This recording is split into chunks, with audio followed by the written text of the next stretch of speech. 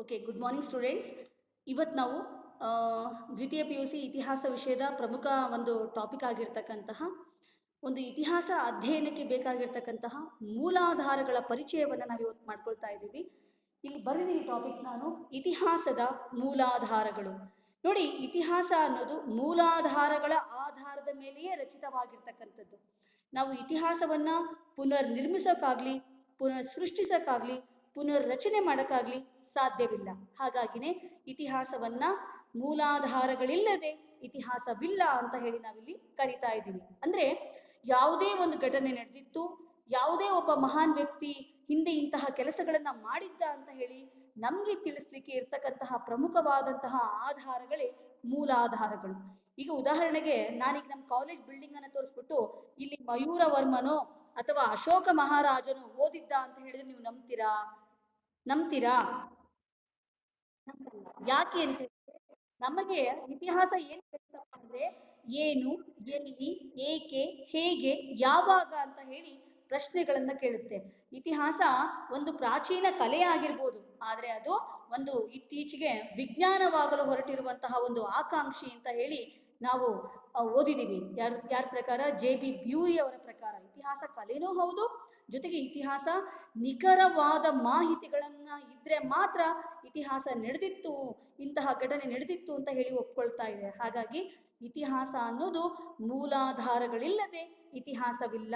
ಯಾಕೆಂದ್ರೆ ಇತಿಹಾಸ ಗತಕಾಲದ ಘಟನೆಗಳ ಸ್ಮರಣೆಯಾಗಿದ್ದು ಇದನ್ನ ಪುನಃ ಸೃಷ್ಟಿಸಲು ಅಥವಾ ಒಂದು ಪುನರ್ ನಿರ್ಮಾಣ ಮಾಡಲು ಅಥವಾ ಅವರ ಸಾಧನೆಗಳನ್ನ ರೀಕ್ರಿಯೇಟ್ ಮಾಡಕ್ಕೆ ನಾವು ಸಾಧ್ಯ ಇಲ್ಲ. ಹಾಗಾಗಿ ಇತಿಹಾಸ ಮೂಲಾಧಾರಗಳಿಲ್ಲದೆ ಇಲ್ಲ ಅಂತ ಹೇಳಿ ಕರಿತಾ ಇದೀವಿ ನಾವು. ಇದು 2 ಮಾರ್ಕ್ಸ್ ಕ್ವಶನ್ ಬರುತ್ತೆ ನಿಮ್ಗೆ. ಮೂಲಾಧಾರಗಳಿಲ್ಲದೆ ಇತಿಹಾಸವಿಲ್ಲ ಏಕೆ ಅಂತ ಹೇಳ್ಬಿಟ್ಟು ಕೇಳ್ತಾರೆ. ಈ ಕ್ವಶನ್ ನೀವು ಆನ್ಸರ್ ಮಾಡ್ಬೇಕಾಗುತ್ತೆ.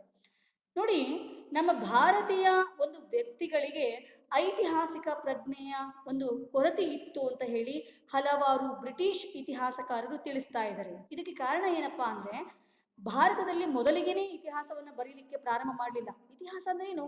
ಒಂದು ನಡೆದಂತಹ ಘಟನೆಗಳನ್ನ ಅಥವಾ ಮಹಾನ್ ವೀರರ ಬಗ್ಗೆ ಒಂದು ದಾಖಲೆಗಳನ್ನ ಬರಿತಾ ಹೋಗೋದನ್ನೇ ನಾವು ಇಲ್ಲಿ ಇತಿಹಾಸ ಅಂತ ಕರಿತಾ ಹೋಗ್ತೀವಿ.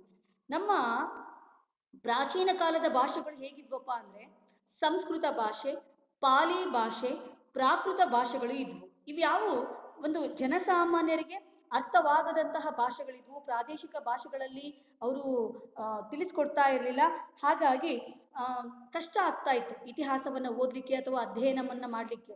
ಸಂಸ್ಕೃತ ಭಾಷೆ ಅನ್ನೋದು ಒಂದು ದೇವ ಭಾಷೆ ಅಂತ ಹೇಳಿ ಪರಿಗಣನೆ ಮಾಡ್ತಾ ಇದ್ರು. ಉದಾಹರಣೆಗೆ ನಾವು ರೋಮನ್ ಸಾಮ್ರಾಜ್ಯ, ಯುರೋಪಿಯನ್ ಸಾಮ್ರಾಜ್ಯಗಳ ಬಗ್ಗೆ ಅಧ್ಯಯನ ಮಾಡ್ಬೇಕಾದ್ರೆ ಲ್ಯಾಟಿನ್ ಭಾಷೆಯನ್ನ ದೇವ ಭಾಷೆ ಅಂತ ಕರಿತಾ ಇದ್ರು. ಅದು ಜನಸಾಮಾನ್ಯರಿಗೆ ಅರ್ಥವಾಗ್ತಿರ್ಲಿಲ್ಲ. ಯಾಕೆಂದ್ರೆ ಯುರೋಪಿನಲ್ಲಿ ಹಲವಾರು ಒಂದು ರೀಜನಲ್ ಲ್ಯಾಂಗ್ವೇಜಸ್ ಅಂತ ಕರಿತೀವಿ, ಪ್ರಾದೇಶಿಕ ಭಾಷೆಗಳು ಅಂತ. ಉದಾಹರಣೆಗೆ ಫ್ರಾನ್ಸ್ ನಲ್ಲಿ ಫ್ರೆಂಚ್, ಜರ್ಮನ್ ನಲ್ಲಿ ಜರ್ಮನ್, ಇಟಲಿಯಲ್ಲಿ ಇಟಾಲಿಯನ್, ಈ ರೀತಿ ಭಾಷೆಗಳನ್ನ ಅವ್ರು ಬಳಸ್ತಾ ಇದ್ರು. ಆ ಭಾಷೆಗಳಲ್ಲಿ ಹೇಳ್ಕೊಟ್ಟಾಗ ಮಾತ್ರ ಇಲ್ಲಿ ಜನರಿಗೆ ಅರ್ಥವಾಗುತ್ತೆ. ಆದ್ರೆ ನಮ್ಮ ಭಾರತದಲ್ಲಿ ಪ್ರಾಚೀನ ಭಾಷೆಗಳು ಜನಸಾಮಾನ್ಯರಿಗೆ ಅರ್ಥವಾಗ್ತಾ ಇರಲಿಲ್ಲ. ಹೀಗಾಗಿ ಅವರು ಹೆಚ್ಚಾಗಿ ಇತಿಹಾಸದ ಬರವಣಿಗೆ ಹತ್ತ ಗಮನ ಹರಿಸ್ಲಿಕ್ಕೆ ಸಾಧ್ಯ ಆಗಿಲ್ಲ. ಜೊತೆಗೆ ಇನ್ನೊಂದು ರೀಸನ್ ಕೂಡ ಇತ್ತು. ಏನಪ್ಪಾ ಅಂತ ಹೇಳಿದ್ರೆ, ಖರೋಷ್ಠಿ ಮತ್ತು ಬ್ರಾಹ್ಮಿ ಲಿಪಿಯಲ್ಲಿ ಹೆಚ್ಚಿನ ಶಾಸನಗಳು ಅವರಿಗೆ ಲಭ್ಯವಾಗಿದ್ದು ಅದನ್ನ ಅರ್ಥ ಮಾಡ್ಕೊಳ್ಳಿಕ್ಕೆ ಸಾಧ್ಯ ಆಗ್ಲಿಲ್ಲ ಅಂತ ಹೇಳ್ಬೋದು. ಎನಿಹೌ, ನಮ್ಗೆ ಇಲ್ಲಿ ಒಂದ್ ತಿಳ್ಕೋಬೇಕು, ನಾವು ಇತಿಹಾಸವನ್ನ ಅಧ್ಯಯನ ಮಾಡ್ಬೇಕು ಅಂದ್ರೆ ನಮಗೆ ಪ್ರಮುಖವಾಗಿ ಮೂಲಾಧಾರಗಳು ಬೇಕು. ಅಂದ್ರೆ ಯಾವ್ದಾದ್ರು ಒಂದು ಎವಿಡೆನ್ಸ್, ಸಾಕ್ಷಿ, ಪುರಾವೆಗಳು ಇದ್ರೆ ಮಾತ್ರ ನಾವು ಇತಿಹಾಸ ಅಲ್ಲಿ ನಡೆದಿತ್ತು ಅಂತ ಹೇಳಿ ತಿಳ್ಕೊಳ್ಳೋಕೆ ಸಾಧ್ಯ ಇದೆ ಅಂತ. ಸೊ ನಮ್ಮ ಇತಿಹಾಸಕಾರರ ಪ್ರಕಾರ ಇತಿಹಾಸವನ್ನ ಅಧ್ಯಯನ ಮಾಡ್ಲಿಕ್ಕೆ ಪ್ರಮುಖವಾಗಿ 2 ಮೂಲಾಧಾರಗಳ ಬಗ್ಗೆ ಅವ್ರು ನಮಗೆ ಪರಿಚಯ ಮಾಡ್ಕೊಡ್ತಾ ಇದ್ದಾರೆ. ಒಂದೇದು ಪ್ರಾಕ್ತನ ಅಥವಾ ಪುರಾತತ್ವ ಮೂಲಾಧಾರಗಳು ಅಂತ, ಎರಡನೇದು ಸಾಹಿತ್ಯಾಧಾರಗಳು ಅಂತ. ಪ್ರಾಕ್ತನ ಅಥವಾ ಪುರಾತತ್ವ ಮೂಲಾಧಾರಗಳು ಅಂತ ಒಂದೇದು, ಎರಡನೇದು ಸಾಹಿತ್ಯಾಧಾರಗಳು ಅಂತ. ಇದಕ್ಕಿಂತ ಬಿಫೋರ್ ನಾವು ಇನ್ನೊಂದು ಪಾಯಿಂಟ್ ಅನ್ನ ಇಲ್ಲಿ ಅಬ್ಸರ್ವ್ ಮಾಡೋಣ. ಏನಪ್ಪಾ ಅಂತ ಹೇಳಿದ್ರೆ, ನಾವು ಇತಿಹಾಸ ಕಾಲವನ್ನ ಮೂಲಾಧಾರಗಳ ಆಧಾರದ ಮೇಲೆ 2 ಪ್ರಮುಖ ಭಾಗಗಳನ್ನಾಗಿ ವಿಂಗಡಣೆ ಮಾಡ್ತಾ ಇದ್ದೀವಿ. So very important question, write down, ಬರ್ಕೊಳ್ಳಿ ನಿಮ್ ನೋಟ್ಬುಕ್ ಅಲ್ಲಿ.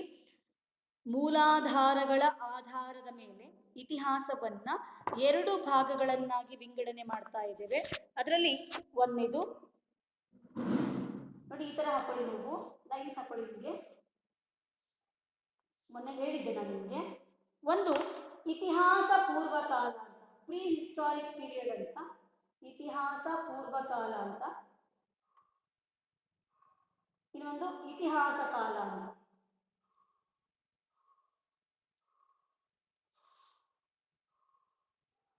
ಕಾಣಿಸ್ತಾ ಇದೆ ಅಲ್ವಾ? ನಾವು ಮೂಲಾಧಾರಗಳ ಲಭ್ಯತೆಯ ಆಧಾರದ ಮೇಲೆ ಕಾಲವನ್ನ, ಇತಿಹಾಸ ಕಾಲವನ್ನ ಎರಡು ಭಾಗಗಳನ್ನಾಗಿ ವಿಂಗಡಣೆ ಮಾಡ್ತಾ ಇದ್ದೇವೆ. ಒಂದು ಇತಿಹಾಸ ಪೂರ್ವಕಾಲ, ಇನ್ನೊಂದು ಇತಿಹಾಸ ಕಾಲ ಅಂತ. ಏನ್ ಹಾಗಿದ್ರೆ ಪ್ರೀ ಹಿಸ್ಟಾರಿಕ್ ಪೀರಿಯಡ್ ಮತ್ತೆ ಹಿಸ್ಟರಿ ಪೀರಿಯಡ್ ಅಂದ್ರೆ ಏನಪ್ಪಾ ಅಂತ ಹೇಳಿ ನಾವು ತಿಳ್ಕೊಳ್ಳೋಣ. ಲಿಖಿತ ಲಿಖಿತ ಲಿಖಿತ ಮೀನ್ಸ್ ಏನು? ರಿಟರ್ನ್. ಲಿಖಿತ ಮೂಲಾಧಾರಗಳು ಲಭ್ಯವಿಲ್ಲದ ಕಾಲವನ್ನು, ಲಭ್ಯವಿಲ್ಲದ, ಐ ಹೋಪ್ ಯು ಅಂಡರ್ಸ್ಟ್ಯಾಂಡ್. ಅಂದ್ರೆ return evidence not available, and that period is called prehistoric period ಅಂತ. ಲಿಖಿತ ಮೂಲಾಧಾರಗಳು ಲಭ್ಯವಿಲ್ಲದ ಕಾಲವನ್ನು ನಾವು ಇತಿಹಾಸ ಪೂರ್ವ ಕಾಲವೆಂದು ಕರೆಯುತ್ತೇವೆ. ಲಿಖಿತ ಮೂಲಾಧಾರಗಳು ಲಭ್ಯವಿರುವ ಕಾಲವನ್ನು ಇತಿಹಾಸ ಕಾಲ ಎಂದು ಕರೆಯುತ್ತೇವೆ. Once again I will repeat. ನೋಡಿ, ಮೂಲಾಧಾರಗಳ ಆಧಾರದ ಮೇಲೆ ಇತಿಹಾಸವನ್ನ ಎರಡು ಭಾಗಗಳನ್ನಾಗಿ ವಿಂಗಡಣೆ ಮಾಡ್ತಾ ಇದ್ದೇವೆ. ಒಂದು ಇತಿಹಾಸ ಪೂರ್ವಕಾಲ, ಇನ್ನೊಂದು ಇತಿಹಾಸ ಕಾಲ ಅಂತ. ಇತಿಹಾಸ ಪೂರ್ವಕಾಲ ಅಂದ್ರೆ ಲಿಖಿತ ಮೂಲಾಧಾರಗಳು ಲಭ್ಯವಿಲ್ಲದ ಕಾಲವನ್ನ ಇತಿಹಾಸ ಪೂರ್ವಕಾಲ ಎಂದು, ಲಿಖಿತ ಮೂಲಾಧಾರಗಳು ಲಭ್ಯವಿರುವ, ಒಂದೇ ಒಂದು ಡಿಫರೆನ್ಸ್, ಇದು ಲಭ್ಯವಿರುವ, ಇದು ಲಭ್ಯವಿಲ್ಲದ. ಅಂದ್ರೆ ರಿಟರ್ನ್ ಎವಿಡೆನ್ಸ್ ಇಲ್ಲಿ ಇರಲ್ಲ, ಲಿಖಿತ, ಇಲ್ಲಿ ರಿಟರ್ನ್ ಎವಿಡೆನ್ಸ್ ಅವೈಲಬಿಲಿಟಿ ಇದೆ ಅಂತ ಅರ್ಥ. ಸೊ ಲಿಖಿತ ಮೂಲಾಧಾರಗಳು ಲಭ್ಯವಿರುವ ಕಾಲವನ್ನ ಇತಿಹಾಸ ಕಾಲವೆಂದು ಕರೆಯುತ್ತೇವೆ. ಹಾಗಿದ್ರೆ ಇತಿಹಾಸ ಪೂರ್ವ ಕಾಲದಲ್ಲಿ ಯಾವುದೇ ಲಿಖಿತ ಮೂಲಾಧಾರಗಳು ನಮಗೆ ಸಿಕ್ಕಿರ್ಲಿಲ್ಲ, ಆದ್ರೂ ಕೂಡ ನಾವು ಇತಿಹಾಸವನ್ನ ತಿಳ್ಕೊಳ್ಳಿಕ್ಕೆ ಸಾಧ್ಯ ಆಯಿತು. ಹಾಗಿದ್ರೆ ಹೇಗ್ ಸಾಧ್ಯ ಆಯಿತು ಅಂತ ಹೇಳಿದ್ರೆ, ಈ ಇತಿಹಾಸ ಪೂರ್ವ ಕಾಲದಲ್ಲಿ ಕೆಲವೊಂದು ನಮ್ಗೆ ವಸ್ತುಗಳಿಂದ ತಿಳ್ಕೊಳ್ಳಿಕ್ಕೆ, ಇತಿಹಾಸವನ್ನು ತಿಳ್ಕೊಳ್ಳಿಕ್ಕೆ ಸಾಧ್ಯ ಆಯಿತು. ಉದಾಹರಣೆಗೆ ಫಾರ್ ಎಕ್ಸಾಂಪಲ್ ಇಲ್ಲಿ ಬರ್ಕೊಳ್ಳಿ, ಪಾಟ್ಸ್, ಮಡಕೆಗಳು, ಜ್ಯುವೆಲರೀಸ್, ಏನದು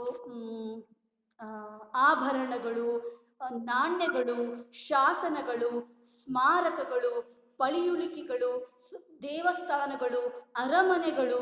ಸೊ ಇವೆಲ್ಲದರಿಂದ ನಾವು ಇತಿಹಾಸವನ್ನ ತಿಳ್ಕೊಳ್ಳಿಕ್ಕೆ ಸಾಧ್ಯ ಆಯಿತು. ಆದ್ರೆ ಲಿಖಿತ ರೂಪದ ಒಂದು ಗ್ರಂಥಗಳು ಸಿಕ್ಕಿಲ್ಲ ಇಲ್ಲಿ ಅಂತ ಅರ್ಥ. ಇತಿಹಾಸ ಪೂರ್ವ ಕಾಲದಲ್ಲಿ ಮುಖ್ಯವಾಗಿ ನಾವು ಭೂಮಿಯನ್ನ ಅಗದಾಗ ಅಲ್ಲಿರ್ತಕ್ಕಂತಹ ಇಟ್ಟಿಗೆಗಳು ಇರ್ಬೋದು, ಆಭರಣಗಳು, ಅಸ್ಥಿ ಪಂಜರಗಳು, ಸ್ಕೆಲಿಟನ್ಸ್ ಇರ್ಬೋದು, ಮಡಕೆಗಳು ಇರ್ಬೋದು, ಪೇಂಟಿಂಗ್ಸ್ಗಳು ಇರ್ಬೋದು, ಚಿತ್ರಗಳು ಇರ್ಬೋದು, ಮತ್ತೆ ಮಾನ್ಯುಮೆಂಟ್ಸ್, ಸ್ಮಾರಕಗಳು ಇರ್ಬೋದು. ಇದರಿಂದ ನಾವು ಇತಿಹಾಸವನ್ನು ತಿಳ್ಕೊಳ್ಳಿಕ್ಕೆ ಸಾಧ್ಯ ಆಗಿದ್ರೆ ಅದನ್ನ ನಾವು ಇತಿಹಾಸ ಪೂರ್ವ ಕಾಲ ಅಂತ ಕರಿತೀವಿ.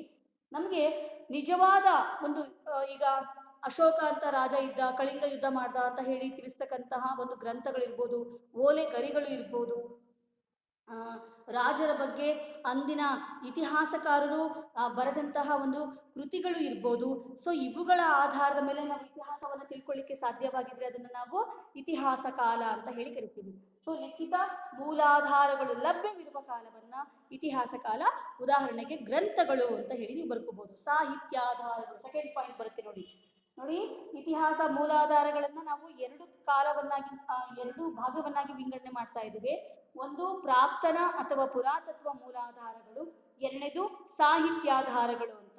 ಸೊ ಇಲ್ಲಿ ಒಂದ್ ಅರ್ಥ ಮಾಡ್ಕೋಬೇಕು, ಇತಿಹಾಸ ಪೂರ್ವ ಕಾಲ ಅನ್ನೋದು ಪ್ರಾಕ್ತನ ಅಥವಾ ಪುರಾತತ್ವ ಮೂಲಾಧಾರಗಳಿಗೆ ಬರುತ್ತೆ, ಇತಿಹಾಸ ಕಾಲ ಅನ್ನೋದು ಸಾಹಿತ್ಯಾಧಾರಗಳಿಗೆ ಬರುತ್ತೆ.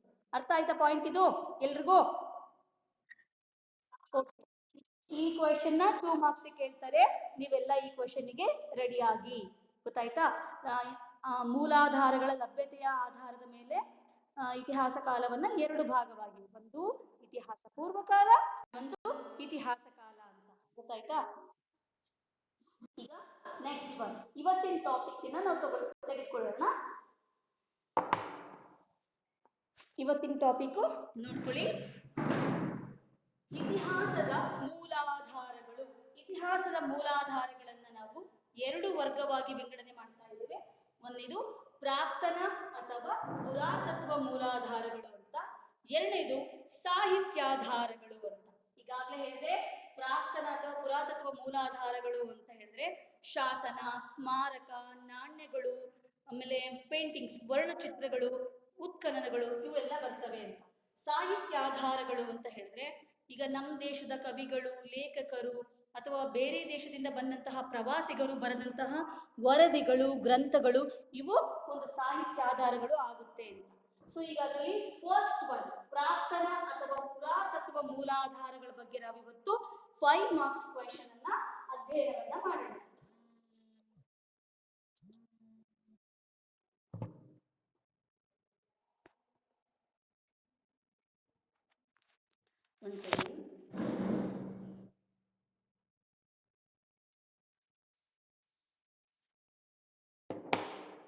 ನೋಡಿ, ನಿಮ್ಗೆ ಎಕ್ಸಾಮ್ ಪರ್ಪಸ್ಗೆ ಈ ಕ್ವೆಶ್ಚನ್ ತುಂಬಾ ಇಂಪಾರ್ಟೆಂಟ್. ಇದು ನಿಮಗೆ 5 ಅಂಕದ ಪ್ರಶ್ನೆ ಆಗಿರುತ್ತೆ. 5 ಮಾರ್ಕ್ಸ್ ಕ್ವೆಶ್ಚನ್ ವೆರಿ ಇಂಪಾರ್ಟೆಂಟ್. ಹೇಳಿದ್ದನ್ನ ನೀಟಾಗಿ ನೀವು ಅರ್ಥವನ್ನ ಮಾಡ್ಕೋಬೇಕು ಅಂತ ಅರ್ಥ. ಸೊ ಕ್ವೆಶ್ಚನ್ ಏನ್ ಕ್ವೆಶ್ಚನ್? ಒಂದು ಪ್ರಾಕ್ತನ ಅಥವಾ ಪುರಾತತ್ವ ಮೂಲಾಧಾರಗಳು ಭಾರತದ ಇತಿಹಾಸ ರಚನೆಯನ್ನ ಮಾಡುವಲ್ಲಿ ಹೇಗೆ ಸಹಕಾರಿಯಾಗಿವೆ ಅಂತ ಹೇಳಿ ಕ್ವೆಶ್ಚನ್ ಬರುತ್ತೆ. ಸೊ ಹಾಗಾಗಿ get ready. So first one, ನಾವು ಈ 5 ಅಂಕದ ಪ್ರಶ್ನೆಗೆ ಇದನ್ನ ಅರ್ಥ ಮಾಡ್ಕೊಳ್ಳೋಕ್ಕಿಂತ ಬಿಫೋರ್ ಪ್ರಾಕ್ತನ ಅಥವಾ ಪುರಾತತ್ವ ಮೂಲಾಧಾರಗಳು, ಆರ್ಕಿಯಾಲಜಿಕಲ್ ಸೋರ್ಸ್ ಅಂದ್ರೆ ಏನು ಅಂತ ಹೇಳಿ ಫಸ್ಟ್ ನಾವು ತಿಳ್ಕೊಳ್ಳೋಣ. ಇದು 1 ಮಾರ್ಕ್ ಕೂಡ ಈ question important. So write down, ಬರ್ಕೊಳ್ಳಿ ಈ ಕ್ವೆಶ್ಚನ್ಗೆ ಆನ್ಸರ್ನ ನೀವು. ಪ್ರಾಕ್ತನ ಅಥವಾ ಪುರಾತತ್ವ ಮೂಲಾಧಾರಗಳು ಎಂದರೆ, ಬರಿತಾ ಇದ್ದೀರಾ? ಪ್ರಾಕ್ತನ ಅಥವಾ ಪುರಾತತ್ವ ಮೂಲಾಧಾರಗಳು ಎಂದರೆ ಪ್ರಾಚೀನ ಮಾನವನ, ನೋಡಿ ಹಳೆ ಕಾಲದ ಮನುಷ್ಯ, ಅವನು ಬೆಟ್ಟ ಗುಡ್ಡಗಳಲ್ಲಿ, ಅದಕ್ಕಿಂತ ಬಿಫೋರ್ ಅವನು ಅರಣ್ಯಗಳಲ್ಲಿ ವಾಸ ಮಾಡ್ತಾ ಇದ್ದ, ಮರಗಳ ಮೇಲೆ ವಾಸ ಮಾಡ್ತಾ ಇದ್ದ, ಗುಹೆಗಳಲ್ಲಿ ವಾಸ ಮಾಡ್ತಾ ಇದ್ದ, ಬಯಲುಗಳಲ್ಲಿ ಬಂದ್ಬಿಟ್ಟು ತಾನೇ ಒಂದು ಡಾಲ್ಮೆನ್ಸ್ ಗಳನ್ನ ಕಟ್ಕೊಂಡು ವಾಸ ಮಾಡಕ್ ಶುರು ಮಾಡ್ತಾ ಅಂತ ಹೇಳ್ಬಿಟ್ಟು ನಿಮ್ಗೆ ಲಾಸ್ಟ್ ಇಯರ್ ನಾನು ಮಾನವನ ವಿಕಸನದ ಕಥೆಯಲ್ಲಿ ಈ ಟಾಪಿಕ್ ಅನ್ನ ಹೇಳಿದ್ದೀನಿ. ಸೊ ಆ ಟಾಪಿಕ್ ಅನ್ನ ನೀವು ರಿಕಾಲ್ ಮಾಡ್ಕೊಂಡ್ರೆ ನಿಮ್ಗೆ ಅರ್ಥ ಆಗುತ್ತೆ. ಪ್ರಾಚೀನ ಮಾನವರ ಜೀವನ ಮತ್ತು ಚಟುವಟಿಕೆಗಳ ಅವಶೇಷಗಳೇ ಪುರಾತತ್ವ ಮೂಲಾಧಾರಗಳು ಅಂತ. ಹೋಪ್ ಅಂಡರ್ಸ್ಟ್ಯಾಂಡ್, ಅರ್ಥ ಆಯ್ತಾ? ಪ್ರಾಚೀನ ಮಾನವರ ಜೀವನ, ಅವನ ಜೀವನ ಹೇಗಿತ್ತು, ಅವನು ಬದುಕೋದಕ್ಕೋಸ್ಕರ ಯಾವ್ಯಾವ ವೃತ್ತಿಗಳನ್ನ ಮಾಡ್ತಾ ಇದ್ದ, ಏನೇನು ವಸ್ತುಗಳನ್ನ ಬಳಸ್ತಾ ಇದ್ದ, ಅವನು ಹೇಗೆ ತನ್ನ ಜೀವನವನ್ನ ನಡೆಸ್ತಾ ಇದ್ನಲ್ಲ, ಅವನ ಜೀವನ ಹೇಗಿತ್ತು, ಮತ್ತೆ ಅವನ ಚಟುವಟಿಕೆಗಳು, ಅವನ ಆಕ್ಟಿವಿಟೀಸ್, ಅವನೇನೇನು ನಿಮ್ಗೆಲ್ಲ ಗೊತ್ತಿದೆ, ಗುಂಪುಗಳಲ್ಲಿ ವಾಸ ಮಾಡಕ್ ಶುರು ಮಾಡ್ದ, ಸೊ ಯೋಜಿತ ಬೇಟೆ ಮಾಡಕ್ ಶುರು ಮಾಡ್ದ, ಅವನು ಕಲ್ಲಿದ್ದಲು ಅಂತ ಹೇಳ್ತೀನಿ, ಇದ್ದಿಲು ಮತ್ತೆ ಪ್ರಾಣಿಗಳ ಕೊಬ್ಬು ಮತ್ತೆ ರಕ್ತವನ್ನ ಬಳಸ್ಕೊಂಡು ಚಿತ್ರಕಲೆಯನ್ನ ಶುರು ಮಾಡ್ಕೊಂಡ. ಮೊದಲಿಗೆ ಅವನಿಗೆ ಭಾಷೆ ಬರ್ತಾ ಇರ್ಲಿಲ್ಲ, ಸಂಜ್ಞೆಗಳ ಮೂಲಕ ಮಾತಾಡ್ತಿದ್ದ, ಆಮೇಲೆ ಶಬ್ದಗಳನ್ನು ಉಚ್ಚರಿಸಲಿಕ್ಕೆ ಪ್ರಾರಂಭ ಮಾಡ್ದ. ಸೊ ಎಲ್ಲ ಲೈಫ್ ಸ್ಪ್ಯಾನ್ ಇದೆ ಅಲ್ಲ, ಒಂದು ಫುಲ್ಲು ಜೀವನ ಚಟುವಟಿಕೆ, ಇದನ್ನೇ ನಾವು ಅವನ ಒಂದು ಚಟುವಟಿಕೆಗಳ ಅವಶೇಷಗಳನ್ನೇ ನಾವು ಪ್ರಾಕ್ತನ ಅಥವಾ ಪುರಾತತ್ವ ಮೂಲಾಧಾರಗಳು ಅಂತ ಹೇಳಿ ಕರಿತಾ ಇದ್ದೀವಿ. 1 ಅಂಕದ ಪ್ರಶ್ನೆ ಆಗಿರುತ್ತೆ. ಒನ್ಸ್ ಅಗೇನ್ ರಿಪೀಟ್ ಮಾಡ್ತಾ ಇದ್ದೀನಿ, ಪ್ರಾಚೀನ ಮಾನವರ ಜೀವನ ಮತ್ತು ಚಟುವಟಿಕೆಗಳ ಅವಶೇಷಗಳನ್ನೇ ನಾವು ಪ್ರಾಕ್ತನ ಅಥವಾ ಪುರಾತತ್ವ ಮೂಲಾಧಾರಗಳು ಅಂತ ಹೇಳಿ ಕರಿತಾ ಇದ್ದೀವಿ. ನೋಡಿ, ಮನುಷ್ಯ ತನ್ನ ಸ್ಟಾರ್ಟಿಂಗ್ ಡೇಸ್ ಅಲ್ಲಿ, ಅವನ ಅತ್ಯಂತ ಪ್ರಾರಂಭಿಕ ದಿನಗಳಲ್ಲಿ ಯಾವ ವಸ್ತುಗಳನ್ನ ಬಳಸ್ತಾ ಇದ್ದ ಮತ್ತೆ ಹೇಗೆ ಬದುಕ್ತಾ ಇದ್ದ ಅನ್ನೋದನ್ನ ಆಧರಿಸ್ಕೊಂಡೆ ಈ ಒಂದು ಪ್ರಾಕ್ತನ ಅಥವಾ ಪುರಾತತ್ವ ಮೂಲಾಧಾರಗಳನ್ನ ನಮ್ಗೆ ಒಂದು ಆಧಾರಗಳನ್ನಾಗಿ ತೆಗೆದುಕೊಂಡು ನಾವು ಇತಿಹಾಸವನ್ನ ಅಧ್ಯಯನ ಮಾಡ್ಲಿಕ್ಕೆ ಸಾಧ್ಯವಾಗ್ತಾ ಇದೆ. ನೋಡಿ, ಆ ಒಂದು ಅವಶೇಷಗಳ ಆಧಾರದ ಮೇಲೆಯೇ, ಅವನು ಬಳಸಿದಂತಹ ವಸ್ತುಗಳ ಆಧಾರದ ಮೇಲೆಯೇ ನಾವು ಇತಿಹಾಸವನ್ನ ತಿಳ್ಕೊಳ್ಳಿಕ್ಕೆ ಸಾಧ್ಯವಾಗಿದೆ.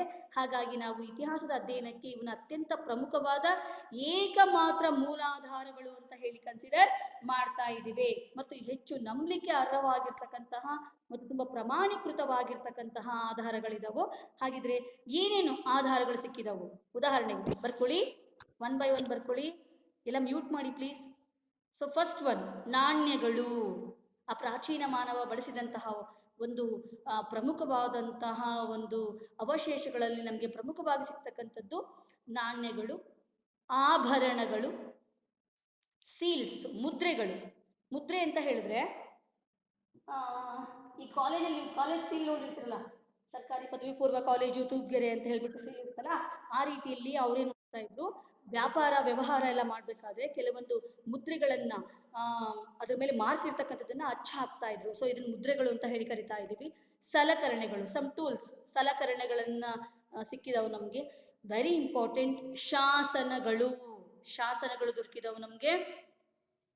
ಅಂದ್ರೆ ಶಾಸನಗಳು ಅಂತ ಹೇಳಿದ್ರೆ ಕಲ್ಲುಗಳ ಮೇಲೆ, ಬಂಡೆಗಳ ಮೇಲೆ, ಶಿಲೆಗಳ ಮೇಲೆ ಕೆತ್ತಿರ್ತಕ್ಕಂತಹ ಬರವಣಿಗೆಯನ್ನ ನಾವು ಶಾಸನಗಳು ಅಂತ ಕರಿತೀವಿ. ಕಲ್ಲುಗಳ ಮೇಲೆ ನಿಮ್ಗೆ ಗೊತ್ತಾಗುತ್ತೆ, ಈ ಊರಲ್ಲಿ ಇಂತಹ ಒಂದು ಕಲ್ಲಿನ ಮೇಲೆ ಅಶೋಕನ ಕಾಲದ ಒಂದು ಬರವಣಿಗೆ ಸಿಕ್ಕಿದೆ, ಆ ಥರ ಎಲ್ಲ ಹೇಳ್ತಾ ಇರ್ತಾರೆ. ಶಾಸನ ಅಂದ್ರೆ ಕಲ್ಲಿನ ಮೇಲೆ ಕೆತ್ತಿದಂತಹ ಬರವಣಿಗೆಯನ್ನ ನಾವು ಶಾಸನಗಳು ಅಂತ ಹೇಳಿ ಕರಿತಾ ಇದ್ದೇವೆ. ಇನ್ನ ಕಟ್ಟಡಗಳ ಅವಶೇಷಗಳು, ಬಿಲ್ಡಿಂಗ್ಸ್ ಕಟ್ಟಿ ಬಿದ್ದು ಹೋಗಿರ್ತಕ್ಕಂಥದ್ದು, ಅಲ್ಲಿದ್ದು ಬ್ರೀಕ್ಸ್ ಅಂದ್ರೆ ಇಟ್ಟಿಗೆಗಳು. ಸೊ ಇವನ್ನ ಕೂಡ ನಾವೇನ್ ಮಾಡ್ತಾ ಇದೀವಪ್ಪ ಅಂತ ಹೇಳಿದ್ರೆ ಅವಶೇಷಗಳನ್ನ, ಕಟ್ಟಡಗಳ ಅವಶೇಷಗಳನ್ನ ಕೂಡ ನಾವು ಪುರಾತತ್ವ ಆಧಾರಗಳು ಅಂತ ಹೇಳಿ ಕನ್ಸಿಡರ್ ಮಾಡ್ತಾ ಇದೀವಿ. ಮಡಿಕೆಗಳು, ಪಾಟ್ಸ್, ಅವರೆಲ್ಲ ಮಣ್ಣಿನ ಮಡಿಕೆಗಳನ್ನ ಸುಟ್ಬಿಟ್ಟು ಅದನ್ನ ರೆಡಿ ಮಾಡ್ಕೊಳ್ತಾ ಇದ್ರು. ಅದ್ರ ಮೇಲೆ ಗ್ರೇ ಪೇಂಟಿಂಗ್, ಬೂದು ಬಣ್ಣದ ಪೇಂಟಿಂಗ್ ಅನ್ನ ಬಳಸ್ತಾ ಇದ್ರು. ಸಿಂಧು ನಾಗರಿಕತೆ ಕಾಲದಲ್ಲಂತೂ ಕೆಲವೊಂದು ಮಡಿಕೆಗಳ ಮೇಲೆ ಚಿತ್ರಗಳನ್ನ ಕೂಡ ಬರೆದಿರ್ತಕ್ಕಂಥದ್ದು. ಇನ್ನು ಅಕ್ಷರಗಳು ಕೂಡ, ಅವರ ಒಂದು ಬರವಣಿಗೆ ಕೂಡ ಚಿತ್ರಲಿಪಿಯಾಗಿತ್ತು ಅನ್ನೋದು. ಸೊ ಸಾಕಷ್ಟು ವಿಷಯಗಳು ನಮ್ಗೆ ಮಡಿಕೆಗಳಿಂದ ಸಿಗ್ತಾ ಇದೆ. ಜೊತೆಗೆ ಗೃಹೋಪಯೋಗಿ ವಸ್ತುಗಳು, ಕೆಲವೊಂದು ವಸ್ತುಗಳನ್ನ ಅವರು ಮನೆಗಳಲ್ಲಿ ಬಳಸ್ತಾ ಇದ್ರು. ಅಂತಹ ಗೃಹೋಪಯೋಗಿ ಅಂದ್ರೆ ಹೋಮೋ ಅಪ್ಲಯನ್ಸಸ್, ಮನೆಗಳಲ್ಲಿ ಬಳಸ್ತಕ್ಕಂತಹ ವಸ್ತುಗಳ ಆಧಾರದ ಮೇಲೂ ಕೂಡ ನಮ್ಗೆ ಸಾಕಷ್ಟು ಇತಿಹಾಸವನ್ನ ಅಧ್ಯಯನ ಮಾಡ್ಲಿಕ್ಕೆ ಒಂದು ಆಧಾರಗಳು ಸಿಗ್ತಾ ಇದೆ. ಜೇಡಿ ಮಣ್ಣಿನ ಮೂರ್ತಿಗಳು, ಟೆರ್ರಾಕೋಟ ಅಂತ ಹೇಳಿ ಕರೀತಾರೆ. ಜೇಡಿ ಮಣ್ಣಿನ ಮೂರ್ತಿಗಳು ನೀವೆಲ್ಲ ಇವಾಗ ಪ್ರತಿಭಾ ಕಾರಂಜಿ ಆ ಥರ ಎಲ್ಲ ಇದ್ದಾಗ ನಿಮ್ಮ ಹೈಸ್ಕೂಲ್ ಡೇಸ್ ಎಲ್ಲ ಮಾಡಿರ್ತೀರಾ. ಕ್ಲೇ ಮಾಡ್ಲಿಂಗ್ ಅಂತ ಹೇಳ್ಬಿಟ್ಟು ಮಣ್ಣಿನ ಒಂದು ಎತ್ತುಗಳನ್ನ ಮಾಡೋದು, ನವಿಲ್ಗಳನ್ನ ಮಾಡೋದು, ಆ ಥರದ್ದೆಲ್ಲ ನೀವು ಕಲ್ಲಿನ ರಥ ನಿರ್ಮಾಣ ಮಾಡೋದು, ಆ ಥರದ್ದೆಲ್ಲ ಮಾಡ್ತಾ ಇರ್ತೀರಾ. ಸೊ ಆ ಥರದಕ್ಕೆ ಒಂದು ಎಕ್ಸಾಂಪಲ್ಲು ಜೇಡಿ ಮಣ್ಣಿನ ಮೂರ್ತಿಗಳು ಕೂಡ ನಮ್ಗೆ ಆ ಕಾಲದ್ದು ಸಿಕ್ಕಿದೆ. ಅದು ಕೂಡ ನಮ್ಗೆ ಇತಿಹಾಸವನ್ನ ಅಧ್ಯಯನ ಮಾಡ್ಲಿಕ್ಕೆ ಸಾಕಷ್ಟು ಮಾಹಿತಿಯನ್ನ ನೀಡ್ತಾ ಇದೆ. ಉದಾಹರಣೆಗೆ ಸಿಂಧೂ ನಾಗರಿಕತೆಯ ಕಾಲದಲ್ಲಿ ಅವರು ಜೇಡಿ ಮಣ್ಣನ್ನ ಬಳಸ್ಬಿಟ್ಟು ಮಕ್ಕಳ ಆಟಿಕೆಗಳನ್ನ, ಚಿಲ್ಡ್ರನ್ ಟಾಯ್ಸ್ ಇದಾವಲ್ಲ, ಇವಾಗೆಲ್ಲ ನೀವು ಗೊಂಬೆಗಳು ಅವೆಲ್ಲ ಆಟ ಆಡ್ತಿರಲ್ಲ, ಸೊ ಆ ಥರದ್ದನ್ನ ಅವರು ಆಗಿನ ಕಾಲದಲ್ಲಿ ಮಣ್ಣನ್ನ ಬಳಸ್ಬಿಟ್ಟು, ಜೇಡಿ ಮಣ್ಣನ್ನ ಬಳಸ್ಬಿಟ್ಟು ಮಕ್ಕಳ ಆಟಿಕೆಗಳನ್ನ ಅವರು ನಿರ್ಮಾಣವನ್ನ ಮಾಡ್ತಾ ಇದ್ರು. ನೆಕ್ಸ್ಟ್ ಒನ್ ಪಳಿಯುಳಿಕೆಗಳು, ಫಾಸಿಲ್ಸ್ ಅಂತ ಹೇಳಿ ಕರಿತೀವಿ. ಫಾಸಿಲ್ಸ್ ಅಂತ, ಇದು ಪಳಿಯುಳಿಕೆಗಳು ಅಂದ್ರೆ ಹಳೆ ಕಾಲದ ಒಂದು ಅವಶೇಷಗಳು, ಯಾವ್ದರ ಆಗಿರ್ಬೋದು, ಅದರಲ್ಲಿ ಆ ಥರದ್ದು ಸ್ಕೆಲಿಟನ್ಸ್ ಇರ್ಬೋದು, ಆ ಥರದ್ದು ಇರ್ಬೋದು. ಅವುಗಳ ಆಧಾರದ ಮೇಲೂ ಕೂಡ ನಾವು ಇತಿಹಾಸವನ್ನ ತಿಳ್ಕೊಳ್ಳಿಕ್ಕೆ ಸಾಕಷ್ಟು ಸಾಧ್ಯ ಆಗ್ತಾ ಇದೆ.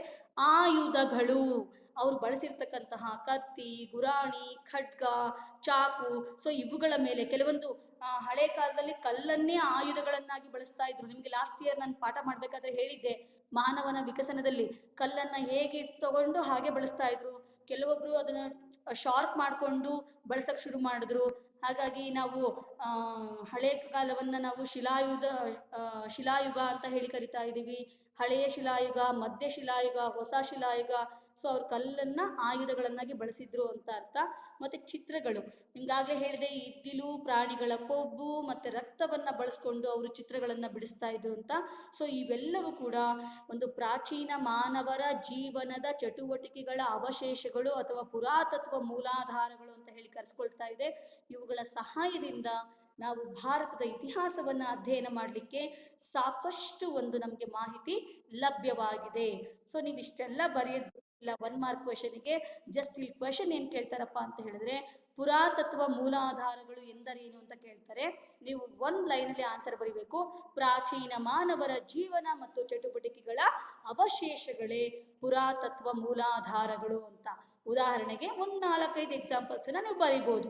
ಆಭರಣಗಳು, ಮಡಕೆಗಳು, ಶಾಸನಗಳು, ಸ್ಮಾರಕಗಳು ಮತ್ತೆ ನಾಣ್ಯಗಳು ಅಂತ ಹೇಳ್ಬಿಟ್ಟು ಒಂದಿಷ್ಟು ಎಕ್ಸಾಂಪಲ್ಸ್ ಅನ್ನು ನೀವು ಕೊಡ್ತಾ ಹೋದ್ರೆ ಸಾಕು. So let's come to the point. ನೀವು ಜಸ್ಟ್ ಇದನ್ನ ಬ್ರೀಫ್ ಆಗಿ, ಒಂದು ಸಂಕ್ಷಿಪ್ತವಾಗಿ ಒಂದು 2 ಲೈನ್ಸ್ ಅಲ್ಲಿ ಇದನ್ನ ಆನ್ಸರ್ ಬರ್ಕೊಂಡ್ಬಿಟ್ಟು ಈಗ 4th ಪಾಯಿಂಟ್ ಗಮನವನ್ನ ಹರಿಸ್ತಾ ಇದ್ದೀವಿ. ಮೊದಲನೇ ಅಂಶ ಯಾವ್ದಪ್ಪ? ಪ್ರಾಕ್ತನ ಅಥವಾ ಪುರಾತತ್ವ ಮೂಲಾಧಾರಗಳಲ್ಲಿ 1ನೇ ಪಾಯಿಂಟ್ ಏನಪ್ಪಾ ಅಂದ್ರೆ ಉತ್ಖನನ, ಎಕ್ಸ್ಕಾವೇಷನ್ ಅಂತ ಹೇಳ್ತಾ ಇದ್ದೀವಿ. ಉತ್ಖನನ ಪ್ರೊನೌನ್ಸಿಯೇಷನ್ ಹೇಗೆ ಮಾಡಬೇಕು? ಉತ್ಖನನಗಳು. ಮೊದಲನೇ ಪಾಯಿಂಟು ಏನ್ ಹೇಳಿದೆ? ಉತ್ಖನನಗಳು ಅಂತ. ಏನು ಉತ್ಖನನ ಅಂದ್ರೆ ಫಸ್ಟ್ ಅದನ್ನ ಬರ್ಕೊಳ್ಳಿ. Again 1 mark important question. ಉತ್ಖನನ ಅಂದ್ರೆ ಏನು ಅಂತ. ಈಗ ನಾನು ಹೇಳಿದೆ ಮೂಲಾಧಾರಗಳು ಅಂತ. ಆಭರಣಗಳು ಹೇಳಿದೆ, ಮಡಿಕೆ ಹೇಳಿದೆ, ಪಳಿಯುಳಿಕೆ ಹೇಳಿದೆ, ನಾಣ್ಯ ಹೇಳಿದೆ, ಸ್ಮಾರಕ ಹೇಳಿದೆ, ಕಟ್ಟಡಗಳ ಅವಶೇಷಗಳು ಹೇಳಿದೆ. ಇವೆಲ್ಲ ಏನ್ ಮೇಲ್ಗಡೆ ರೆಡಿಯಾಗಿ ಕೂತಿತ್ತಾ? ಇಲ್ಲ. ಸೊ ಅವೆಲ್ಲ ಕೆಲವೊಂದು ಆಧಾರಗಳು. ಈಗ ನಾವು ಫಾರ್ ಎಕ್ಸಾಂಪಲ್ ಯಾರೋ ಒಂದು ಬಿಲ್ಡಿಂಗ್ ಕಟ್ತಾ ಇರ್ತಾರೆ, ದೇವಸ್ಥಾನ ಕಟ್ಟಿಸ್ತಾ ಇರ್ತಾರೆ. ಆಗ ಒಂದು ಫೌಂಡೇಶನ್ ಹಾಕ್ಲಿಕ್ಕೆ ಅಂತ ಹೇಳಿ ಮಣ್ಣನ್ನ ಅಗದಾಗ ಎಷ್ಟೋ ಜನಕ್ಕೆ ಚಿನ್ನದ ನಾಣ್ಯಗಳಿರುವಂತಹ ಮಡಿಕೆ ಸಿಗುತ್ತೆ, ಕೆಲವರಿಗೆ ಅಸ್ಥಿ ಪಂಜರ ಸಿಗ್ಬೋದು. ಸೊ ಹಾಗೆಲ್ಲ ಅದನ್ನ ಟೆಸ್ಟ್ ಮಾಡ್ಬಿಟ್ಟು ಅದು ಯಾವ ಕಾಲದ್ದು, ಅಲ್ಲಿ ಯಾಕಿತ್ತು ಅಂತ ಹೇಳಿ ಎಲ್ಲ ಪರೀಕ್ಷೆ ಮಾಡ್ತಾರೆ. ಏನಲ್ಲಿ ಸಮಾಧಿ ಇರುವಂತಹ ಸ್ಥಳ ಇತ್ತು, ಅಥವಾ ಯಾವ್ದಾದ್ರು ರಾಜ ಆಳ್ವಿಕೆ ಮಾಡ್ತಾ ಇದ್ನೋ, ಹೀಗೆ ಸಾಕಷ್ಟು. ಅಥವಾ ಮೂರ್ತಿ ಸಿಕ್ತು ಮಣ್ಣಲ್ಲಿ ಅಂತ ಹೇಳಿದ್ರೆ ಯಾವ್ದೋ ಹಿಂದಿನ ಕಾಲದ ದೇವಸ್ಥಾನ ಇಲ್ಲಿ ಇರ್ಬೋದು, ಈ ರೀತಿ ಯೋಚನೆ ಮಾಡ್ತಾ ಇರ್ತಾರೆ. ಸೊ ಹಾಗಿದ್ರೆ ಉತ್ಖನನ ಅಂದ್ರೆ ಏನು ಅಂತ ಫಸ್ಟ್ ತಿಳ್ಕೊಳ್ಳೋಣ. 1 ಮಾರ್ಕ್ ಕ್ವೆಶ್ಚನ್ ಬರ್ಕೊಳ್ಳಿ. ಮೂಲಾಧಾರಗಳನ್ನು ಹೆಕ್ಕಿ ಅಂದ್ರೆ ಹೊರಗಡೆ ತೆಗೆಯೋದು ಅಂತ. ಮೂಲಾಧಾರಗಳನ್ನು ಹೆಕ್ಕಿ, ಹೇಗೆ ಪಕ್ಷಿ ಹಿಂಗೆ ಬೀಕಲ್ಲಿ ಅದನ್ನ ತೆಗೆಯುತ್ತಲ್ವಾ ಕೊಕ್ಕಿನಿಂದ, ಸೊ ಆತರ ಅಂತ. ಮೂಲಾಧಾರಗಳು ಆತರ ತೆಗೀತಾರೆ ಅಂತ ಅರ್ಥ ಅಲ್ಲ ನಾನು ಹೇಳ್ತಿರೋದು, ಜಸ್ಟ್ ಹೆಕ್ಕೋದು ಅಂತ ಅಷ್ಟೇ, ತೆಗೆಯೋದು ಅಂತ. ಮೂಲಾಧಾರಗಳನ್ನು ಹೆಕ್ಕಿ ತೆಗೆಯಲು ಕೈಗೊಳ್ಳುವ, ಬರಿತಾ ಇದ್ದೀರಾ? ಮೂಲಾಧಾರಗಳನ್ನು ಹೆಕ್ಕಿ ತೆಗೆಯಲು ಕೈಗೊಳ್ಳುವ ವೈಜ್ಞಾನಿಕ ಭೂ ಅಗೆತವನ್ನು, ಭೂಮಿಯನ್ನು ವೈಜ್ಞಾನಿಕವಾಗಿ ಸೈಂಟಿಫಿಕಲಿ ಡಿಗ್ಗಿಂಗ್, ಸುಮ್ನೆ ಗುಂಡಿ ತೋಡಿದ ಕಡೆಗೆಲ್ಲ ನಮ್ಗೆ ಮೂಲಾಧಾರಗಳು ಸಿಕ್ಕಲ್ಲ, ಗೊತ್ತಾಯ್ತಾ? ಸೊ ಏನಂತ ಹೇಳ್ಬೇಕು? ಮೂಲಾಧಾರಗಳನ್ನು ಹೆಕ್ಕಿ ತೆಗೆಯಲು ಕೈಗೊಳ್ಳುವ ವೈಜ್ಞಾನಿಕ ಭೂ ಅಗೆತವನ್ನು ಉತ್ಖನನ ಎಂದು ಕರೆಯುತ್ತೇವೆ. ಬರ್ಕೊಂಡ್ರಾ? ಬರ್ಕೊಳ್ತಾ ಇರಿ. ಸೊ ನಮ್ಗೆ ಉತ್ಖನನಗಳಿಂದ ಸಾಕಷ್ಟು ಒಂದು ಇತಿಹಾಸ ಪೂರ್ವ ಕಾಲವನ್ನ ತಿಳ್ಕೊಳ್ಳಿಕ್ಕೆ ಸಾಧ್ಯ ಆಯ್ತು. ಒಂದು ಬೆಸ್ಟ್ ಎಕ್ಸಾಂಪಲ್ ಕೊಡ್ಬೇಕು ಅಂತ ಹೇಳಿದ್ರೆ ನೋಡಿ, ಭಾರತದಲ್ಲಿ ಬ್ರಿಟಿಷರು ಬಂದಾಗ 1856 ಕನ್ನಿಂಗ್ ಹ್ಯಾಮ್ ಅಂತಕ್ಕಂತಹ ಒಬ್ಬ ಬ್ರಿಟಿಷ್ ಅಧಿಕಾರಿ ಒಂದು ಭಾರತದ ಒಂದು ಪ್ರಮುಖ ಪ್ರದೇಶಗಳಿಗೆ ರೈಲು ವ್ಯವಸ್ಥೆಯನ್ನ ಮಾಡಿಸ್ತಾ ಇರ್ತಾರೆ. ಇಂಥ ಟೈಮಲ್ಲಿ ಏನಾಗುತ್ತಪ್ಪ ಅಂತ ಹೇಳಿದ್ರೆ, ಒಂದು ಭೂಮಿಯನ್ನ ಅಗದಾಗ ಅವ್ರಿಗೆ ಸುಟ್ಟ ಇಟ್ಟಿಗೆಗಳು ಸಿಗುತ್ತೆ. ನಮ್ಗೇನಾದ್ರು ಸಿಕ್ಕಿದ್ರೆ ಚೆನ್ನಾಗಾಯ್ತು, ಕಟ್ಟಕ್ಕೆ ಈಸಿ ಆಯ್ತು ಅಂತ ಅವ್ನು ಬಳಸ್ಕೊಂಡ್ಬಿಡ್ತಾ ಇದ್ವಿ. ಅವ್ರು ಯೋಚನೆ ಮಾಡ್ತಾರೆ, ಸುಟ್ಟ ಇಟ್ಟಿಗೆಗಳು ಇಷ್ಟು ಹಳೇದಾಗಿ ಕಾಣಿಸ್ತಾ ಇದೆ, ಹಾಗಿದ್ರೆ ಯಾವ ವರ್ಷದಿದು ಅಂತ ಹೇಳಿ ತಿಳ್ಕೊಳ್ಳೋಕ್ಕೋಸ್ಕರ ಆರ್ಕಿಯಾಲಜಿಕಲ್ ಸೋರ್ಸ್ ಸೆಂಟರ್ಸ್ಗೆ ಕಳಿಸ್ತಾರೆ. ಆಗ ಗೊತ್ತಾಗುತ್ತೆ, ಭಾರತದಲ್ಲಿ ಸಿಂಧೂ ನಾಗರಿಕತೆ ಅನ್ನೋದು ಸುಮಾರು ಸಾವಿರಾರು ವರ್ಷಗಳಿಂದನೇ ಇತ್ತು ಅಂತಕ್ಕಂತಹ ಮಾಹಿತಿ ಅವ್ರಿಗೆ ಗೊತ್ತಾಗುತ್ತೆ. ಹಾಗಾಗಿ ನಮ್ಮ ಭಾರತದ ಇತಿಹಾಸವನ್ನ ತಿಳ್ಕೊಳ್ಳಿಕ್ಕೆ ಸಾಧ್ಯ ಆಗಿದ್ದು ನಮ್ಗೆ ಆ ಒಂದು ಇಟ್ಟಿಗೆಗಳ ಸಹಾಯದಿಂದ. ಸೊ ಉತ್ಖನನದ ಮೂಲಕ ಭೂಮಿಯನ್ನ ಅಗೆದಾಗ ದೊರೆತಂತಹ ಒಂದು ಆಧಾರಗಳ ಮೇಲೆಯೇ ನಾವು ಸಿಂಧೂ ನಾಗರಿಕತೆಯ ಬಗ್ಗೆ ತಿಳ್ಕೊಳ್ಳಿಕ್ಕೆ ಸಾಧ್ಯ ಆಗಿದ್ರಿಂದ, ಸೊ ಉತ್ಖನನ ಅಂತಕ್ಕಂಥದ್ದು ಇತಿಹಾಸ ಪೂರ್ವ ಕಾಲವನ್ನ ಅಧ್ಯಯನ ಮಾಡಲಿಕ್ಕೆ ಅತ್ಯಂತ ಮುಖ್ಯವಾದಂತಹ ಒಂದು ಆಧಾರಗಳು ಅಂತ ಹೇಳಿ ನಾವು ಪರಿಗಣನೆಯನ್ನ ಮಾಡ್ತಾ ಇದ್ದೀವಿ. ಸೊ ಸಾಕಷ್ಟು ಪ್ರದೇಶಗಳಲ್ಲಿ ನಾವು ಉತ್ಖನನ ಅಂದ್ರೆ ಭೂಮಿಯನ್ನ ವೈಜ್ಞಾನಿಕವಾಗಿ ಅಗೆತ ಮಾಡಿದಾಗ ಶಿಲಾಯುಗದ ಸಂಸ್ಕೃತಿ ಬಗ್ಗೆ ನಮ್ಗೆ ತಿಳ್ಕೊಳ್ಳಿಕ್ಕೆ ಸಾಧ್ಯ ಆಯಿತು, ಸಿಂಧೂ ನಾಗರಿಕತೆಯ ಬಗ್ಗೆ ನಮ್ಗೆ ತಿಳ್ಕೊಳ್ಳಿಕ್ಕೆ ಸಾಧ್ಯ ಆಯಿತು, ವೈದಿಕ ಸಂಸ್ಕೃತಿಯ ಬಗ್ಗೆ ನಮ್ಗೆ ತಿಳ್ಕೊಳ್ಳಿಕ್ಕೆ ಸಾಧ್ಯ ಆಯಿತು. ನೋಡಿ, ಭೂಮಿಯ ಅಗೆತವನ್ನ ಮಾಡೋದ್ರ ಮೂಲಕ ಸಾಕಷ್ಟು ಸ್ಥಳಗಳ ಬಗ್ಗೆ ನಮ್ಗೆ ತಿಳ್ಕೊಳ್ಳಿಕ್ಕೆ ಸಾಧ್ಯ ಆಯಿತು. ಉದಾಹರಣೆಗೆ ಹೇಳ್ಬೇಕು ಅಂತ ಹೇಳಿದ್ರೆ ನಾವು ಅಂಕುರ್ ವಾಟ್, ಜಾವಾ, ತಕ್ಷಶಿಲಾ, ಗಯಾ, ಹಂಪಿ, ಪಾಟಲಿಪುತ್ರ ಮುಂತಾದ ಕಡೆಗಳಲ್ಲಿ ಕೈಗೊಂಡಂತಹ ಉತ್ಖನನಗಳಿಂದ ನಮ್ಗೆ ಆ ಕಾಲದ ಸಾಮಾಜಿಕ ಮತ್ತೆ ಧಾರ್ಮಿಕ ಸಾಂಸ್ಕೃತಿಕ ವಿಚಾರಗಳ ಬಗ್ಗೆ ನಮ್ಗೆ ಮಾಹಿತಿ ಸಿಕ್ತು ಅಂತ ಹೇಳ್ಬೋದು. ಸೊ ಭೂಮಿಯನ್ನ ಈ ರೀತಿ ಒಂದು ವೈಜ್ಞಾನಿಕವಾಗಿ ಅಗೆತ ಮಾಡಿದ್ರಿಂದನೇ ನಮ್ಗೆ ಇತಿಹಾಸದ ಅತ್ಯಂತ ಪ್ರಮುಖವಾಗಿರ್ತಕ್ಕಂತಹ ಐತಿಹಾಸಿಕ ತಾಣಗಳು ಅಂತ ಹೇಳಿ ಕರೆಸ್ಕೊಳ್ತಕ್ಕಂತಹ ವರ್ಲ್ಡ್ ಹೆರಿಟೇಜ್ ಸೈಟ್ಸ್ ಅಂತ ಹೇಳಿ ಒಂದು ರೆಕಗ್ನೈಸೇಷನ್ ಪಡ್ಕೊಂಡಿರ್ತಕ್ಕಂತಹ ಪ್ರಮುಖ ಸ್ಥಳಗಳು ಈ ಹಂಪಿ, ಗಯಾ, ಪಟ್ಟದಕಲ್ಲು, ಇವುಗಳ ಬಗ್ಗೆ ನಮ್ಗೆ ತಿಳ್ಕೊಳ್ಳಿಕ್ಕೆ ಸಾಧ್ಯ ಆಯ್ತು. ಅದು ಯಾವ್ದ್ರಿಂದ ಸಾಧ್ಯ ಆಯ್ತಪ್ಪ ಅಂದ್ರೆ ಉತ್ಖನನದ ಮೂಲಕ ಅಂತ ಹೇಳಿ ಕರಿಬೇಕು. ಹಾಗಿದ್ರೆ ಸಿಕ್ಕಂತಹ ಎಲ್ಲಾ ವಸ್ತುಗಳು ಐತಿಹಾಸಿಕ ವಸ್ತುಗಳ ಭೂಮಿಯನ್ನ ಅಗ್ದಾಗ ಇಲ್ಲ. ನೋಡಿ, ಯಾವುದೇ ಒಂದು ಭೂಮಿಯನ್ನ ವೈಜ್ಞಾನಿಕವಾಗಿ ಅಗೆತ ಮಾಡಿದಾಗ ವಸ್ತುಗಳು ಸಿಕ್ಕಿದಾಗ ಅದನ್ನ ಏನ್ ಮಾಡ್ತಾರಪ್ಪ ಅಂತ ಹೇಳಿದ್ರೆ ಲ್ಯಾಬಿಗೆ ಕಳಿಸ್ತಾರೆ ಟೆಸ್ಟಿಗೆ. ಆರ್ಕಿಯಾಲಜಿಕಲ್ ಸೋರ್ಸ್ ಸೆಂಟರ್ಸ್ ಅಂತ ಇರುತ್ತೆ, ಅಲ್ಲಿ ಕಳಿಸ್ತಾರೆ. ಪುರಾತತ್ವ ಇಲಾಖೆ ಅಂತ ಇರುತ್ತೆ, ಅಲ್ಲಿ ಕಳಿಸ್ಕೊಡ್ತಾರೆ. ಅಲ್ಲಿ ಕಾರ್ಬನ್ 14 ಮತ್ತೆ ಪೊಟ್ಯಾಷಿಯಂ ಅಂತಕ್ಕಂತಹ ಒಂದು ವಿಧಾನಗಳನ್ನ ಬಳಸ್ಬಿಟ್ಟು ವೈಜ್ಞಾನಿಕ ಪರೀಕ್ಷೆಯನ್ನ ಮಾಡಿಬಿಟ್ಟು ಅಲ್ಲಿ ಅದು ಯಾವ ಕಾಲಕ್ಕೆ ಸಂಬಂಧಪಟ್ಟಿರ್ತಕ್ಕಂತಹ ಒಂದು ವಸ್ತು ಅಂತ ಹೇಳಿ ಅದನ್ನ ಗುರುತಿಸಲಾಗುತ್ತೆ.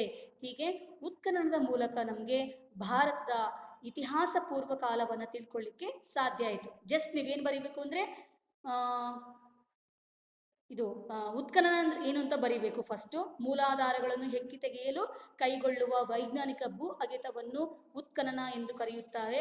ಉದಾಹರಣೆಗೆ ನಮ್ಮ ದೇಶದಲ್ಲಿ ವೈಜ್ಞಾನಿಕ ಭೂ ಅಗೆತವನ್ನ ಕೈಗೊಂಡಾಗ ಸಾಕಷ್ಟು ಸ್ಥಳಗಳಾಗಿರ್ತಕ್ಕಂತಹ ಶಿಲಾಯುಗದ ಸಂಸ್ಕೃತಿಯ ಬಗ್ಗೆ, ಸಿಂಧು ನಾಗರಿಕತೆಯ ಬಗ್ಗೆ, ಅಂಕುರ್ವಾಟ್, ಜಾವ, ಪಾಟಲಿಪುತ್ರ, ಗಯಾ, ಹಂಪಿ ಮುಂತಾದ ಸ್ಥಳಗಳಲ್ಲಿ ನಮ್ಗೆ ಧಾರ್ಮಿಕ, ಸಾಂಸ್ಕೃತಿಕ ಮತ್ತು ಸಾಮಾಜಿಕ ಚಿತ್ರಣವನ್ನ ನಮ್ಗೆ ನಮ್ಮ ಕಣ್ಮುಂದೆ ತರುವಂತಹ ಪ್ರಯತ್ನ ಮಾಡಲಾಯಿತು ಅಂತ ಹೇಳಿ ಬರೆದ್ರೆ ಸಾಕು. ಇನ್ನ ಸೆಕೆಂಡ್ ಪಾಯಿಂಟ್, ಸ್ಮಾರಕಗಳು. ಸೆಕೆಂಡ್ ಪಾಯಿಂಟ್, ಸ್ಮಾರಕಗಳು, ಮಾನೋಮೆಂಟ್ಸ್ ಅಂತ ಕರಿತೀವಿ. ಸ್ಮಾರಕ. ಈಗ ನಮ್ಮ ಮನೆಗಳನ್ನ ಅಥವಾ ನಿಮ್ಮ ಮನೆಗಳನ್ನ ಅಥವಾ ಶಾಲೆ ಕಾಲೇಜುಗಳನ್ನ ನಾವು ಸ್ಮಾರಕ ಅಂತ ಹೇಳಿ ಕರೆಯಲ್ಲ. ಸ್ಮಾರಕ ಅಂದ್ರೆ ಏನಪ್ಪಾ ಅಂದ್ರೆ ಅದಕ್ಕೆ ಐತಿಹಾಸಿಕ ಮಹತ್ವ ಇರಬೇಕು. ಒಂದು ಹಿಸ್ಟಾರಿಕಲ್ ಇಂಪಾರ್ಟೆನ್ಸ್ ಇರುವಂತಹ ಒಂದು ಸೈಟ್ಸ್ ಇರ್ಬೋದು, ಅಥವಾ ಬಿಲ್ಡಿಂಗ್ಸ್ ಇರ್ಬೋದು, ಅಥವಾ ಪ್ಯಾಲೇಸಸ್ ಇರ್ಬೋದು, ಅರಮನೆಗಳಿರ್ಬೋದು, ಇವನ್ನೆಲ್ಲ ನಾವು ಸ್ಮಾರಕಗಳು ಅಂತ ಕರಿತೀವಿ. ನೀವು ಉದಾಹರಣೆಗೆ ಬರ್ಕೋಬಹುದು, ಐತಿಹಾಸಿಕ ನಿವೇಶನಗಳು ಮತ್ತು ರಚನೆಗಳನ್ನ ನಾವು ಸ್ಮಾರಕ ಅಂತ ಹೇಳಿ ಕರಿತಾ ಇದ್ದೀವಿ. ಉದಾಹರಣೆಗೆ ಕೋಟೆಗಳು, ಫಾರ್ ಎಕ್ಸಾಂಪಲ್ ಚಿತ್ರದುರ್ಗದ ಕೋಟೆ ಇರ್ಬೋದು, ಆಮೇಲೆ ಅರಮನೆಗಳು, ಮೈಸೂರಿನ ಅರಮನೆ, ಕೋಲ್ಕತ್ತಾ ಅರಮನೆ, ಜೋಧ್ಪುರದ ಅರಮನೆ, ಈ ತರದ್ದಿರ್ಬೋದು. ಗುಹೆಗಳು ಇರ್ಬೋದು, ಅಜಂತಾದ ಗುಹೆಗಳು, ಬಾದಾಮಿಯ ಗುಹೆಗಳು, ಕೇವ್ ಟೆಂಪಲ್ಸ್ ಅದು ಇರ್ಬೋದು. ಗುಡಿಗಳು, ಬಸದಿಗಳು, ಜೈನರ ಬಸದಿಗಳು, ಮತ್ತೆ ಮೂರ್ತಿಗಳು, ಸ್ತೂಪ, ಬುದ್ಧನ ಅವಶೇಷಗಳ ಮೇಲೆ ನಿರ್ಮಿತವಾಗಿರ್ತಕ್ಕಂತಹ ಸ್ತೂಪಗಳು ಇರ್ಬೋದು. ಸೊ ಇವನ್ನೆಲ್ಲ ನಾವು ಪ್ರಮುಖವಾದಂತಹ ಸ್ಮಾರಕಗಳು ಅಂತ ಕರಿತೀವಿ. ಕೋಟೆ, ಅರಮನೆ, ಗುಹೆ, ಗುಡಿ, ಬಸದಿ, ಸ್ಟ್ಯಾಚ್ಯೂಸ್ ಅಂದ್ರೆ ಮೂರ್ತಿಗಳು ಅಂತ. ಫಾರ್ ಎಕ್ಸಾಂಪಲ್ ಶ್ರವಣ ಬೆಳಗೊಳದ ಗೊಮ್ಮಟೇಶ್ವರ ವಿಗ್ರಹ ಇರ್ಬೋದು. ಸೊ ಈ ತರದನ್ನ ನಾವು ಸ್ಮಾರಕಗಳು ಅಂತ ಹೇಳಿ ಕರಿತೀವಿ. ಇಂತಹ ಪ್ರಮುಖ ಸ್ಮಾರಕಗಳು ಇರುವಂತಹ ಸ್ಥಳಗಳೇ ಇಲ್ಲಿ ಐತಿಹಾಸಿಕ ಸ್ಥಳಗಳು ಅಂತ ಹೇಳಿ ಗುರುತಿಸ್ಕೊಳ್ತಾ ಇದೆ. ಹಾಗಿದ್ರೆ ಯಾವ್ಯಾವವು? ಅಜಂತ, ಎಲ್ಲೋರ, ಖಜುರಾಹೋ ಗುಹೆಗಳು, ಒರಿಸ್ಸಾದ ಕೊನಾರ್ಕ್ನ ಸೂರ್ಯ ದೇವಾಲಯ, Belur Halebidu. It is very proud moment for us. ಯಾಕೆಂದ್ರೆ ನಮ್ಮ ಕರ್ನಾಟಕದ ಪ್ರಮುಖ ಸ್ಥಳಗಳಾಗಿರ್ತಕ್ಕಂತಹ ಬೇಲೂರು, ಹಳೆಬೀಡು, ಹಂಪೆ ಇವೆಲ್ಲ ಅತ್ಯಂತ ಪ್ರಮುಖವಾದ ಐತಿಹಾಸಿಕ ತಾಣಗಳು ಅಂತ ಹೇಳಿ ನಮಗೆ ಗುರುತಿಸ್ಕೊಳ್ಳಿಕ್ಕೆ ಸಾಧ್ಯ ಆಗಿದೆ. ಮತ್ತೆ ವಿವಿಧ ಸ್ಥಳಗಳಲ್ಲಿ ದೊರಕಿರುವಂತಹ ಗೊಮ್ಮಟೇಶ್ವರನ ವಿಗ್ರಹಗಳು. ಉದಾಹರಣೆಗೆ ವೆರಿ ಇಂಪಾರ್ಟೆಂಟ್ ಹೇಳಿದೆ ನಾನು, ಶ್ರವಣ ಬೆಳಗೊಳದ 58 ಅಡಿ ಎತ್ತರದ ಗೊಮ್ಮಟೇಶ್ವರ ವಿಗ್ರಹ ಅಂತಕ್ಕಂಥದ್ದು ಭಾರತದ ಸಾಂಸ್ಕೃತಿಕ ಪರಂಪರೆಯನ್ನ ತೋರಿಸ್ಲಿಕ್ಕೆ ಅತ್ಯಂತ ಪ್ರಮುಖವಾದಂತಹ ಒಂದು ಮೂರ್ತಿ ಅಂತ ಹೇಳಿ ಕರಿಬಹುದು. ಹಾಗಾಗಿ ಈ ಒಂದು ಸ್ಥಳಗಳಿಂದ, ಈ ಒಂದು ಮೂರ್ತಿ ಅರಮನೆಗಳಿಂದ ನಾವು ಭಾರತದ ಇತಿಹಾಸವನ್ನ ತಿಳ್ಕೊಳ್ಳಿಕ್ಕೆ ಸಾಧ್ಯ ಆಗ್ತಾ ಇದೆ. ಹಾಗಾಗಿ ಇದು ಕೂಡ ಒಂದು ಪುರಾತತ್ವ ಮೂಲಾಧಾರ ಅಂತ ಹೇಳಿ ಸ್ಮಾರಕಗಳನ್ನ ಪರಿಗಣಿಸ್ತಾ ಇದ್ದೀವಿ. ಈಗ ಉದಾಹರಣೆಗೆ ಮೈಸೂರಿನ ಅರಮನೆ ಅಂದ ತಕ್ಷಣ ನಮ್ಗೆ ಒಡೆಯರ ಆಳ್ವಿಕೆ, ಮೈಸೂರಿನಲ್ಲಿ ಒಡೆಯರು ಅಂತಕ್ಕಂಥ ಆಳ್ವಿಕೆ ನಡೆಸಿದ್ರು, ಈಗಲೂ ಇದ್ದಾರೆ. ಆಮೇಲೆ ಜೊತೆಗೆ ಚಿಕ್ಕದೇವರಾಜ ಒಡೆಯರು, ಮೈಸೂರಿನ ನಂದಿ ಬೆಟ್ಟ, ಚಾಮುಂಡಿ ದೇವಸ್ಥಾನ. ಸೊ ಎಲ್ಲದ್ರ ಬಗ್ಗೆ ನಮ್ಗೆ ಮಾಹಿತಿ ತಿಳ್ಕೊಳ್ಳಿಕ್ಕೆ ಸಾಧ್ಯ ಆಗ್ತಾ ಇದೆ ಅಂತ. ಇನ್ನ ಥರ್ಡ್ ಪಾಯಿಂಟ್, ನಾಣ್ಯಗಳು, ಕಾಯಿನ್ಸ್ ಅಂತ ಹೇಳಿ ಕರಿತಾ ಇದ್ವಿ. ನಾಣ್ಯಗಳು ಭಾರತೀಯ ಪುರಾತತ್ವ ಒಂದು ಅತ್ಯಂತ ಪ್ರಮುಖವಾದ ಮೂಲಾಧಾರಗಳು ಅಂತ ಹೇಳಿ ಕರಿತೀವಿ. ಇಲ್ಲಿ 1 ಮಾರ್ಕ್ ಕ್ವೆಶನ್ ಕೇಳ್ತಾರೆ. ಏನಪ್ಪಾ ಅಂದ್ರೆ ನಾಣ್ಯಶಾಸ್ತ್ರ ಎಂದರೇನು ಅಂತ ಕೇಳ್ತಾರೆ. ನಾಣ್ಯಶಾಸ್ತ್ರ ಎಂದರೇನು? ನಾಣ್ಯಗಳ ಬಗ್ಗೆ ಅಧ್ಯಯನ ಮಾಡುವುದೇ ನಾಣ್ಯಶಾಸ್ತ್ರ. ಸ್ಟಡಿ ಆಫ್ ಕಾಯಿನ್ಸ್ ಅಥವಾ study about coins is called numismatics ಅಂತ ಕರಿತೀವಿ. ನಾಣ್ಯಗಳ ಬಗ್ಗೆ ಅಧ್ಯಯನ ಮಾಡುವ ಶಾಸ್ತ್ರವೇ ನಾಣ್ಯಶಾಸ್ತ್ರ ಅಂತ. ಹಾಗಿದ್ರೆ ನಾಣ್ಯಗಳು ನಮ್ಗೆ ಏನ್ ಸಹಾಯ ಮಾಡುತ್ತೆ? ಸಾಮಾನ್ಯವಾಗಿ ನಿಮ್ ಕೈಲೆಲ್ಲ ನಾಣ್ಯಗಳಿದ್ದಾಗ ನೀವು ನೋಡ್ತಾ ಇರ್ತೀರ, ಅದ್ರ ಮೇಲೆ ಸುಮ್ಮನೆ ಖಾಲಿ ಕೂತಿದ್ರೆ ನಾಣ್ಯಗಳ ಬಗ್ಗೆ ಪರಿಚಯ ಮಾಡ್ಕೊಳ್ತಾ ಇರ್ತೀರ, ಏನಿದೆ ನಾಣ್ಯಗಳಲ್ಲಿ ಅಂತ. ಸೊ ನಾಣ್ಯಗಳಲ್ಲಿ ಮುಖ್ಯವಾಗಿ ನಾವು ಇಸ್ವಿಯನ್ನ ನೋಡ್ತೀವಿ, ಯಾವ ವರ್ಷ ಅದನ್ನ ಮುದ್ರಣ ಮಾಡಿದ್ದಾರೆ ಅಂತ. ಚಿತ್ರಗಳು ಅದ್ರ ಮೇಲೆ ಏನಾರ ಇದ್ರೆ, ಫಾರ್ ಎಕ್ಸಾಂಪಲ್ ಇತ್ತೀಚಿನ ಕಾಯಿನ್ಗಳಲ್ಲಿ ಅಥವಾ ಹಳೆ ಕಾಯಿನ್ಗಳಲ್ಲಿ ನೋಡಿದಾಗ ಸತ್ಯಮೇವ ಜಯತೆ ಅಂತ ಇರ್ಬೋದು, ಗಾಂಧೀಜಿಯ ಒಂದು ಚಿತ್ರ ಇರ್ಬೋದು. ಸೊ ಮತ್ತೆ ಯಾವ ಇಯರ್ ಅದನ್ನ ಅಚ್ಚು ಹಾಕ್ಸಿದ್ದಾರೆ ಅನ್ನೋದು ಇರ್ಬೋದು. ನೋಡಿ, ನಮ್ಮ ಹಳೆ ಕಾಲದ ನಾಣ್ಯಗಳಿಂದ ಕೂಡ ನಾವು ಭಾರತದ ಇತಿಹಾಸವನ್ನ ತಿಳ್ಕೊಳ್ಳಿಕ್ಕೆ ಸಾಕಷ್ಟು ಸಹಾಯ ಮಾಡಿದೆ. ಉದಾಹರಣೆಗೆ, ಯಾವ ಕಾಲದಲ್ಲಿ ಆ ನಾಣ್ಯ ಮುದ್ರಣವಾಗಿದೆ ಅಂತ, ಯಾವ ರಾಜವಂಶ ಆಳ್ವಿಕೆ ಮಾಡ್ತಾ ಇತ್ತು ಅಂತ. ಉದಾಹರಣೆಗೆ, ಕುಶಾನ್ರ ಕಾಲನೋ, ಗುಪ್ತರ ಕಾಲನೋ, ವಿಜಯನಗರ ಸಾಮ್ರಾಜ್ಯದ ಕಾಲದಲ್ಲಿ ಅದು ಅಚ್ಚಾಕಿಸ್ತಾರೆ ಅನ್ನೋದನ್ನ ತಿಳ್ಕೊಳ್ಳೋಕೆ ಸಾಧ್ಯ ಆಗ್ತಾ ಇದೆ. ಆ ನಾಣ್ಯಗಳು ಚಿನ್ನದ ನಾಣ್ಯಗಳಾಗಿದ್ರೆ ಅವ್ರು ತುಂಬಾ ಶ್ರೀಮಂತ ರಾಜ ಮನೆತನ ಆಗಿತ್ತು, ಅಥವಾ ರಾಜ್ಯದಲ್ಲಿ ಎಲ್ಲ ಸುಭಿಕ್ಷವಾಗಿದ್ರು ಅಂತ ತಿಳ್ಕೊಳ್ಳೋಕೆ ಸಾಧ್ಯ ಆಗುತ್ತೆ. ಬೆಳ್ಳಿ ನಾಣ್ಯ ಇದ್ರೆ ಪರವಾಗಿಲ್ಲ ಅಂತ ಅನ್ಸುತ್ತೆ. ತಾಮ್ರದ ನಾಣ್ಯಗಳಾಗಿದ್ರೆ ಅಷ್ಟೊಂದು ಒಂದು ಶ್ರೀಮಂತಿಕೆ ಇರ್ಲಿಲ್ಲ ಅನ್ನೋದು ನಮ್ಗೆ ಗೊತ್ತಾಗುತ್ತೆ. ಆರ್ಥಿಕ ಸ್ಥಿತಿಯನ್ನ ಅರ್ಥ ಮಾಡ್ಕೊಳ್ಳಿಕ್ಕೆ ಸಾಧ್ಯ ಆಗ್ತಾ ಇದೆ. ಧರ್ಮ, ಅವರು ನಾಣ್ಯಗಳ ಮೇಲೆ ಯಾವ ದೇವರ ಚಿತ್ರವನ್ನ ಹೆಚ್ಚಾಗಿ ಅಚ್ಚು ಹಾಕ್ಸಿರ್ತಾರೋ ಅದರಿಂದ ಅವರು ಯಾವ ಧರ್ಮವನ್ನ ಅನುಸರಿಸ್ತಾ ಇದ್ರು ಅಂತ. ಉದಾಹರಣೆಗೆ ಹೇಳ್ಬೇಕು ಅಂದ್ರೆ, ಭಾರತದ ನೆಪೋಲಿಯನ್ ಅಂತ ಹೇಳಿ ಕರೆಸ್ಕೊಳ್ತಕ್ಕಂತಹ ಸಮುದ್ರಗುಪ್ತ ತನ್ನ ನಾಣ್ಯಗಳ ಮೇಲೆ ಯಮಧರ್ಮನ ಚಿತ್ರವನ್ನ ಹಾಕಿಸ್ತಾ ಇದ್ದಂತೆ. ನನ್ನ ಲೆಕ್ಚರರ್ಸ್ ನನ್ಗೆ ಹೇಳಿದ್ದು. ಸೊ ಯಮನ ಆರಾಧಕನಾಗಿದ್ದ, ಅವನು ಯಮನನ್ನ ಪೂಜಿಸ್ತಾ ಇದ್ದಂತ ಒಂದು ತಿಳ್ಕೊಬಹುದು. ಇನ್ನೊಂದು, ಕೆಲವೊಂದು ನಾಣ್ಯಗಳ ಮೇಲೆ ವೀಣೆಯನ್ನ ನುಡಿಸುವಂತಹ ಚಿತ್ರ, ಸಮುದ್ರಗುಪ್ತನ ವೀಣೆಯನ್ನ ನುಡಿಸುವಂತಹ ಚಿತ್ರ ಅಚ್ಚಾಕ್ಸ್ತಾ ಇದ್ರಂತೆ. ಸೊ ಇದರರ್ಥ ಏನಪ್ಪಾ ಅಂದ್ರೆ, ಅವನು ಪ್ರಸಿದ್ಧ ವೀಣಾ ವಾದಕ, ಅವನು ಚೆನ್ನಾಗಿ ವೀಣಾ ವಾದನ ಮಾಡೋದ್ರಲ್ಲಿ ಆಸಕ್ತಿ ಇತ್ತು ಅನ್ನೋದು ನಮ್ಗೆ ತಿಳ್ಕೊಳ್ಳಿಕ್ಕೆ ಸಾಧ್ಯ ಆಗ್ತಾ ಇದೆ. ಮತ್ತೆ ಆ ನಾಣ್ಯಗಳ ಮೇಲಿರ್ತಕ್ಕಂತಹ ಲಿಪಿ ಅಂದ್ರೆ ಬರವಣಿಗೆ, ಸೊ ಯಾವ ಲಿಪಿ, ಖರೋಷ್ಠಿನೋ, ಬ್ರಾಹ್ಮಿನೋ, ಈ ತರ ಲಿಪಿ ಬಗ್ಗೆ ತಿಳ್ಕೊಳ್ಳಿಕ್ ಸಾಧ್ಯ ಆಗ್ತಾ ಇದೆ.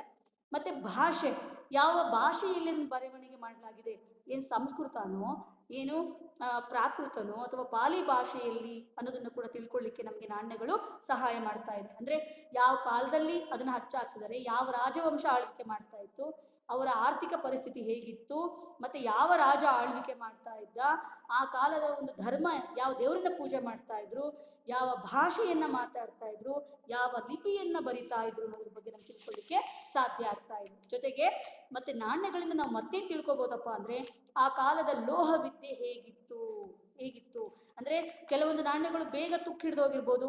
ಸೊ ಅವ್ರಿಗೆ ಲೋಹ ವಿದ್ಯೆ ಅಷ್ಟೊಂದು ಗೊತ್ತಿಲ್ಲ ಅಂತ ತಿಳ್ಕೊಬಹುದು. ಸೊ ಹಾಗಾಗಿ ಅವರು ಆ ಒಂದು ಮುದ್ರಣ ಮಾಡುವ ಆಧಾರದ ಮೇಲೆ ಅದು ತುಕ್ಕು ಹಿಡಿದೇ ಇದ್ರೆ, ಅಥವಾ ಏನೂ ಆಗಿಲ್ಲ, ಆ ಅಂದಿನ ಕಾಲದ ನಾಣ್ಯಗಳು ಇಂದಿಗೂ ಕೂಡ ತುಂಬಾ ಸುಂದರವಾಗಿದ್ದಾವೆ ಅಂದ್ರೆ, ಆ ಕಾಲದ ಒಂದು ಲೋಹ ವಿದ್ಯೆಯ ಕೌಶಲ್ಯವನ್ನ ತಿಳ್ಕೊಳ್ಳಿಕ್ಕೆ ನಿಮ್ಗೆ ಸಾಧ್ಯ ಆಗ್ತಾ ಇದೆ.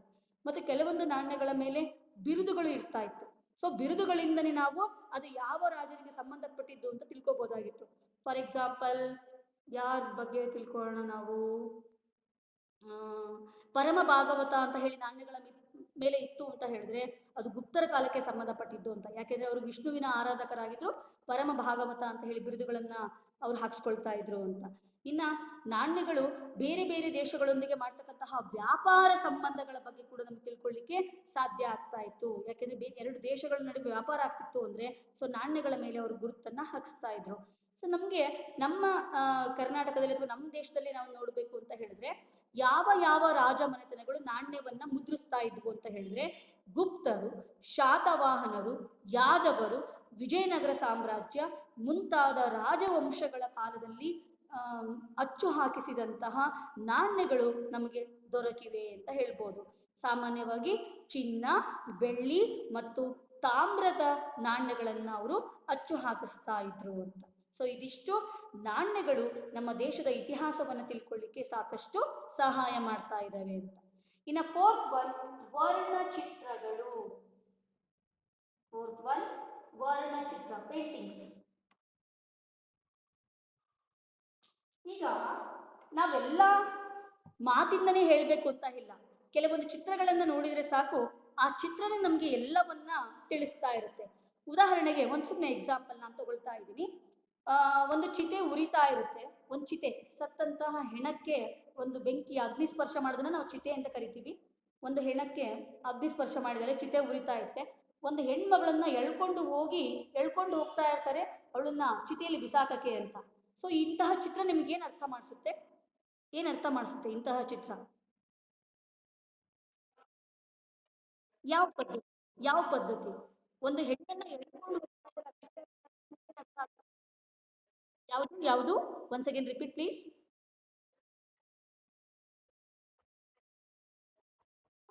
ನಾವು ಸತಿ ಸಹಗಮನ ಒಂದು ಚಿತ್ರ ನಮ್ಗೆ ಏನು ಹೇಳೋದ್ ಬೇಡ, ಅಲ್ಲೆಲ್ಲ ನಗಾರಿ ಹೊಡಿತಾ ಇದ್ದಾರೆ, ಒಂದ್ ಕಡೆ ಚಿತೆ ಉರಿತಾ ಇದೆ, ಎಲ್ರೂ ಸುಮ್ನೆ ನಿಂತಿದ್ದಾರೆ, ಮಹಿಳೆನ ಎಳ್ಕೊಂಡು ಎಸಿತಾ ಇದಾರೆ ಅಂತ ಹೇಳಿದ್ರೆ ಅಲ್ಲಿ ಗಂಡ ಸತ್ತ ತಕ್ಷಣ ಆ ಚಿತೆಯಲ್ಲಿ ಹೆಂಡತಿ ಕೂಡ ಸಾಯ್ಬೇಕು, ಮತ್ತೆ ಅವಳ ಕೂಗು ಕೇಳಿಸ್ಬಾರ್ದು ಅಂತ ಹೇಳಿ ಅವರು ವಾದ್ಯಗಳನ್ನು ನುಡಿಸ್ತಾ ಇದ್ದಾರೆ, ನಗಾರಿ ಹೊಡಿತಾ ಇದ್ದಾರೆ, ಸೌಂಡ್ ಕೇಳಬಾರ್ದು, ಅವಳು ಆರ್ತನಾದ ಅಂತ ಅನಿಸ್ತಾ ಇರುತ್ತೆ. ಸೊ ಚಿತ್ರಗಳಿಂದ ನಾವು ಸಾಕಷ್ಟು ವಿಷಯಗಳನ್ನ ತಿಳ್ಕೊಳ್ಳಿಕ್ ಸಾಧ್ಯ ಆಗ್ತಾ ಇದೆ. ಈಗ ಹೋಳಿ ಹಬ್ಬ ಇರ್ಬೋದು, ಸೊ ಆ ಕಾಲದಲ್ಲಿ ಹೋಳಿ ಆಚರಣೆ ಮಾಡ್ತಾ ಇದ್ರು ಅಂತ, ಅಥವಾ ದೀಪಾವಳಿ ಹಬ್ಬವನ್ನು ಆಚರಣೆ ಮಾಡ್ತಾ ಇದ್ರು ಅಂತ, ಅಂದಿನ ಸಮಾಜ ಹೇಗಿತ್ತು ಅಂತ ತಿಳ್ಕೊಳ್ಳಿಕ್ ಸಾಧ್ಯ ಆಗ್ತಾ ಇದೆ ನಮ್ಗೆ. ಒಂದು ಚಿಕ್ಕ ಮಕ್ಳಿಗೆ ಮದುವೆ ಮಾಡುವಂತಹ ಚಿತ್ರ ಇತ್ತು ಅಂದ್ರೆ ಅಲ್ಲಿ ಬಾಲ್ಯ ವಿವಾಹ ಇತ್ತು ಅಂತ ನಾವು ತಿಳ್ಕೊಬಹುದು. ಅವರ ವೇಷಭೂಷಣಗಳು ಅಂದ್ರೆ ಅವರು ಧರಿಸುವಂತಹ ಆಭರಣಗಳು, ರಾಜನ ಉಡುಪುಗಳು, ರಾಣಿಯ ಉಡುಪುಗಳು, ದಾಸಿಯರ ಉಡುಪುಗಳು, ಅದನ್ನ ತಿಳ್ಕೊಳ್ಳಿಕ್ ಸಾಧ್ಯ ಆಗ್ತಾ ಇದೆ. ಮತ್ತೆ ಆ ಕಾಲದ ಸಮಾಜ ವ್ಯವಸ್ಥೆ ಹೇಗಿತ್ತು, ಮತ್ತೆ ಧರ್ಮ ಹೇಗಿತ್ತು, ಯಾವ ದೇವರನ್ನ ಪೂಜೆ ಮಾಡ್ತಾ ಇದ್ರು, ಯಾವ ಜಾತ್ರಾ ಮಹೋತ್ಸವಗಳನ್ನ ಆಚರಣೆ ಮಾಡ್ತಿದ್ರು, ಇವನ್ನೆಲ್ಲ ತಿಳ್ಕೊಳ್ಳಿಕ್ಕೆ ಸಾಧ್ಯ ಆಗೋದು ನಮ್ಗೆ ವರ್ಣಚಿತ್ರಗಳ ಮೂಲಕ. ವರ್ಣಚಿತ್ರಗಳು ಆ ಕಾಲದ ಸಾಮಾಜಿಕ, ಸಾಂಸ್ಕೃತಿಕ ಮತ್ತು ಧಾರ್ಮಿಕ. ಸಾಂಸ್ಕೃತಿಕ ಅಂದ್ರೆ ಹಬ್ಬ ಹರಿದಿನಗಳನ್ನ ಆಚರಣೆ ಮಾಡೋದ್ರ ಬಗ್ಗೆ, ಒಂದು ಜಾತ್ರೆ ಸನ್ನಿವೇಶ ಇತ್ತು ಅಂದ್ರೆ ಆ ಕಾಲದಲ್ಲಿ ದೇವರ ಉತ್ಸವವನ್ನ ಮಾಡ್ತಾ ಇದ್ರು ಅಂತ. ಧರ್ಮ, ಸೊ ಯಾವ ದೇವರನ್ನ ಇಟ್ಟಿದಾರೋ ಆ ದೇವ್ರು ಯಾವ್ದಿತ್ತು ಅಂತ ತಿಳ್ಕೊಳ್ಳಿಕ್ಕೆ ಸಾಧ್ಯ ಆಗುತ್ತೆ. ಸೊ ವರ್ಣಚಿತ್ರಗಳ ಮೂಲಕ ನಮ್ಗೆ ಆ ಕಾಲದ ಸಮಾಜ ಹೇಗಿತ್ತು, ಧರ್ಮ ಹೇಗಿತ್ತು, ಸಂಸ್ಕೃತಿ ಹೇಗಿತ್ತು ಅಂತ ಹೇಳಿ ನಮ್ಗೆ ಅರ್ಥ ಮಾಡಿಸ್ಲಿಕ್ಕೆ ವರ್ಣಚಿತ್ರಗಳು ಸಾಕಷ್ಟು ಸಹಾಯವನ್ನ ಮಾಡ್ತಾ ಇದ್ದವು. ಉದಾಹರಣೆಗೆ ಅಜಂತ ಅಂತಕ್ಕಂತಹ ಗುಹೆಗಳಲ್ಲಿರುವಂತಹ ಒಂದು ಚಿತ್ರಗಳು ನಮ್ಗೆ ಆ ಕಾಲದ ಇತಿಹಾಸವನ್ನ ತಿಳ್ಕೊಳ್ಳಿಕ್ಕೆ ಸಾಕಷ್ಟು ಸಹಾಯವನ್ನ ಮಾಡ್ತಾ ಇದೆ. ಉದಾಹರಣೆಗೆ ಆ ಚಿತ್ರಗಳಲ್ಲಿ ಆಳುವ ವರ್ಗ, ರಾಜ ಹೇಗೆ ಸಿಂಹಾಸನದಲ್ಲಿ ಕುತ್ಕೊಂಡಿದ್ದ, ಅವನ ಮುಂದೆ ಹೇಗೆ ಮಂತ್ರಿ ಮಂಡಲದವರು ಆಸೀನರಾಗಿದ್ರು, ಸಭೆ ಹೇಗೆ ನಡೀತಾ ಇತ್ತು ಅಂತ ತಿಳ್ಕೊಳ್ಳಿಕ್ ಸಾಧ್ಯ ಆಗ್ತಾ ಇದೆ. ಆ ರಾಜನ ಮುಂದೆ ನೃತ್ಯಗಾರ್ತಿ ನಿಂತ್ಕೊಂಡು ಡ್ಯಾನ್ಸ್ ಮಾಡ್ತಾ ಇದ್ರೆ ಅವರ ಆಸ್ಥಾನದಲ್ಲಿ ನೃತ್ಯ ಚಟುವಟಿಕೆಗೆ ಅವಕಾಶವನ್ನು ಕೊಟ್ಟಿದ್ರು ಅಂತ, ಅವರು ಧರಿಸ್ತಕ್ಕಂತಹ ಬಟ್ಟೆಗಳ ಆಧಾರದ ಮೇಲೆ ಅವರ ಉಡುಗೆ ಹೇಗಿತ್ತು ಅಂತ, ಅವರು ಸಾರ್ವಜನಿಕ ಸಮಾರಂಭಗಳನ್ನ ಮಾಡ್ತಾ ಇದ್ರೆ, ಅವ್ರದ್ದು ಸಮಾವೇಶವನ್ನ ಮಾಡ್ತಾ ಇದ್ರೆ ಅವ್ರ ಹೇರ್ ಸ್ಟೈಲ್ಸ್, ಕೇಶಾಲಂಕಾರ, ಉತ್ಸವಗಳು ಮುಂತಾದವುಗಳ ಬಗ್ಗೆ ತಿಳ್ಕೊಳ್ಳಿಕ್ಕೆ ನಮ್ಗೆ ಸಾಕಷ್ಟು ವರ್ಣಚಿತ್ರಗಳು ಸಹಾಯವನ್ನ ಮಾಡ್ತಾ ಇದ್ವು. ಕೆಲವೊಂದಂತರೂ ಐತಿಹಾಸಿಕ ಘಟನೆಗಳನ್ನ ಅರ್ಥ ಮಾಡ್ಕೊಳ್ಳಕ್ ಕೂಡ ವರ್ಣಚಿತ್ರಗಳು ಸಹಾಯವನ್ನ ಮಾಡ್ತಾ ಇದ್ದವು. ಉದಾಹರಣೆಗೆ ಅತ್ಯಂತ ಪ್ರಮುಖವಾದ ಉದಾಹರಣೆ ಅಂದ್ರೆ ನೆನ್ಪಿಟ್ಕೊಳ್ಳಿ ಮತ್ತೆ ಬರ್ಕೊಳ್ಳಿ ಇದನ್ನ, ಏನಪ್ಪಾ ಅಂದ್ರೆ ಅಜಂತಾದ ಗುಹೆಯಲ್ಲಿ, ಅಜಂತ ಅಂತಕ್ಕಂಥದ್ದು ಒಂದು ಅತ್ಯಂತ ಐತಿಹಾಸಿಕ ಸ್ಥಳ ಅಂತ ಹೇಳಿ ಗುರುತಿಸ್ಕೊಂಡಿರ್ತಕ್ಕಂಥದ್ದು. ಅಲ್ಲಿನ ಬಂಡೆಗಳನ್ನು ಕುರಿತು ಗುಹೆಗಳನ್ನು ನಿರ್ಮಾಣ ಮಾಡಲಾಗಿದೆ. ಈ ಗುಹೆಗಳಲ್ಲಿ ಇಮ್ಮಡಿ ಪುಲಕೇಶಿ ಅಂದ್ರೆ ಬಾದಾಮಿ ಚಾಲುಕ್ಯರ ಪ್ರಸಿದ್ಧ ಅರಸನಾಗಿರ್ತಕ್ಕಂತಹ ಎರಡನೇ ಪುಲಕೇಶಿ ಅಥವಾ ಇಮ್ಮಡಿ ಪುಲಕೇಶಿ, ಪರ್ಷಿಯಾದ ಅರಸ, ಪರ್ಷಿಯಾದ ರಾಜನಾಗಿದ್ದಂತಹ ಎರಡನೇ ಕುಸ್ರು ಅಂತ ಇರ್ತಾನೆ, ಅವನ ರಾಯಭಾರಿಯನ್ನ ತನ್ನ ಆಸ್ಥಾನಕ್ಕೆ ಆಮಂತ್ರಿಸುವಂತಹ ಒಂದು ಚಿತ್ರ ಇದೆ ಅಂತೆ ಇಲ್ಲಿ ಅಜಂತದಲ್ಲಿ. ನಾನು ಕೂಡ ಅಜಂತ ವಿಸಿಟ್ ಮಾಡಿಲ್ಲ, ಸೊ ಅಜಂತ ಅದ್ಭುತವಾದಂತಹ ಒಂದು ತಾಣ ಅಂತ ಹೇಳಿ ಗುರುತಿಸ್ಕೊಂಡಿದೆ. ಇಲ್ಲಿ ಎರಡನೇ ಪುಲಕೇಶಿ ಪರ್ಷಿಯಾದ ಎರಡನೇ ಕುಸ್ರುವಿನ ರಾಯಭಾರಿಯನ್ನ ತನ್ನ ಆಸ್ಥಾನಕ್ಕೆ ಸ್ವಾಗತಿಸುತ್ತಿರುವಂತಹ ಚಿತ್ರವನ್ನ ಇದೆ ಅಂತೆ. ಸೊ ಈ ಚಿತ್ರ ನಮ್ಗೆ ಏನ್ ತಿಳಿಸುತ್ತಪ್ಪ ಅಂದ್ರೆ ಇಮ್ಮಡಿ ಪುಲಕೇಶಿ ಮತ್ತು ಪರ್ಷಿಯಾದ ಅರಸ ಎರಡನೇ ಕುಸ್ರುವಿನ ನಡುವೆ ಒಂದು ರಾಜತಾಂತ್ರಿಕ ಸಂಬಂಧ ಇತ್ತು, ಅವರಿಬ್ಬರು ಒಳ್ಳೆಯ ಸ್ನೇಹ ಸಂಬಂಧವನ್ನು ಹೊಂದಿದ್ರು ಅಂತ ಹೇಳಿ ತಿಳ್ಕೊಳ್ಳಿಕ್ಕೆ ಸಾಧ್ಯ ಆಗ್ತಾ ಇದೆ. ಹಾಗಾಗಿ ವರ್ಣಚಿತ್ರಗಳು ನಮ್ಗೆ ಸಾಂಸ್ಕೃತಿಕ, ಧಾರ್ಮಿಕ ಮತ್ತೆ ಸಾಮಾಜಿಕ ಜೊತೆಗೆ ಐತಿಹಾಸಿಕ ವಿಷಯಗಳ ಬಗ್ಗೆ ತಿಳ್ಕೊಳ್ಳಿಕ್ಕೆ ವರ್ಣಚಿತ್ರಗಳು ಸಹಕಾರಿಯಾಗಿವೆ ಅಂತ ಬರೀಬೇಕು. The last point reach ಆದ್ರೆ ನಾವು ಇದರಲ್ಲಿ ಫಿಫ್ತ್ ಒನ್ ಶಾಸನಗಳು. ಐದನೇ ಪಾಯಿಂಟು ಶಾಸನಗಳು. ಶಾಸನಗಳು ಅಂದ್ರೆ ಹೇಳಿದೆ ನಾನು ಜಸ್ಟ್, ಶಾಸನಗಳು ಅಂದ್ರೆ ಏನಪ್ಪಾ ಅಂತ ಹೇಳಿದ್ರೆ, ನಾವು ಭಾರತದ ಇತಿಹಾಸ ರಚನೆಯಲ್ಲಿ ನೋಡಿ, ಮ್ಯೂಟ್ ಮಾಡಿ ಪ್ಲೀಸ್. ಭಾರತದ ಇತಿಹಾಸ ರಚನೆಯಲ್ಲಿ ಶಾಸನಗಳನ್ನ ಹೆಚ್ಚು ನಂಬಲಿಕ್ಕೆ ಅರ್ಹವಾದ, ಮೌಲ್ಯಯುತವಾದ ಮತ್ತು ಪ್ರಮಾಣಬದ್ಧವಾದಂತಹ ಆಧಾರಗಳು ಅಂತ ಹೇಳಿ ಗುರುತಿಸ್ತಾ ಇದ್ದೀವಿ. ಯಾಕೆಂದ್ರೆ ಅದನ್ನ ಯಾವ ಘಟನೆ ನಡೆಯುತ್ತೋ ಆ ಟೈಮಲ್ಲೇ ಕಲ್ಲು ಶಿಲೆಗಳ ಮೇಲೆ, ಗೋಡೆಗಳ ಮೇಲೆ ಬರವಣಿಗೆಯನ್ನ ಕಲ್ಲಿಂದ ಕೆತ್ತಿ ಡಿಸ್ಟರ್ಬ್ ಆಗ್ತಾ ಇದೆ.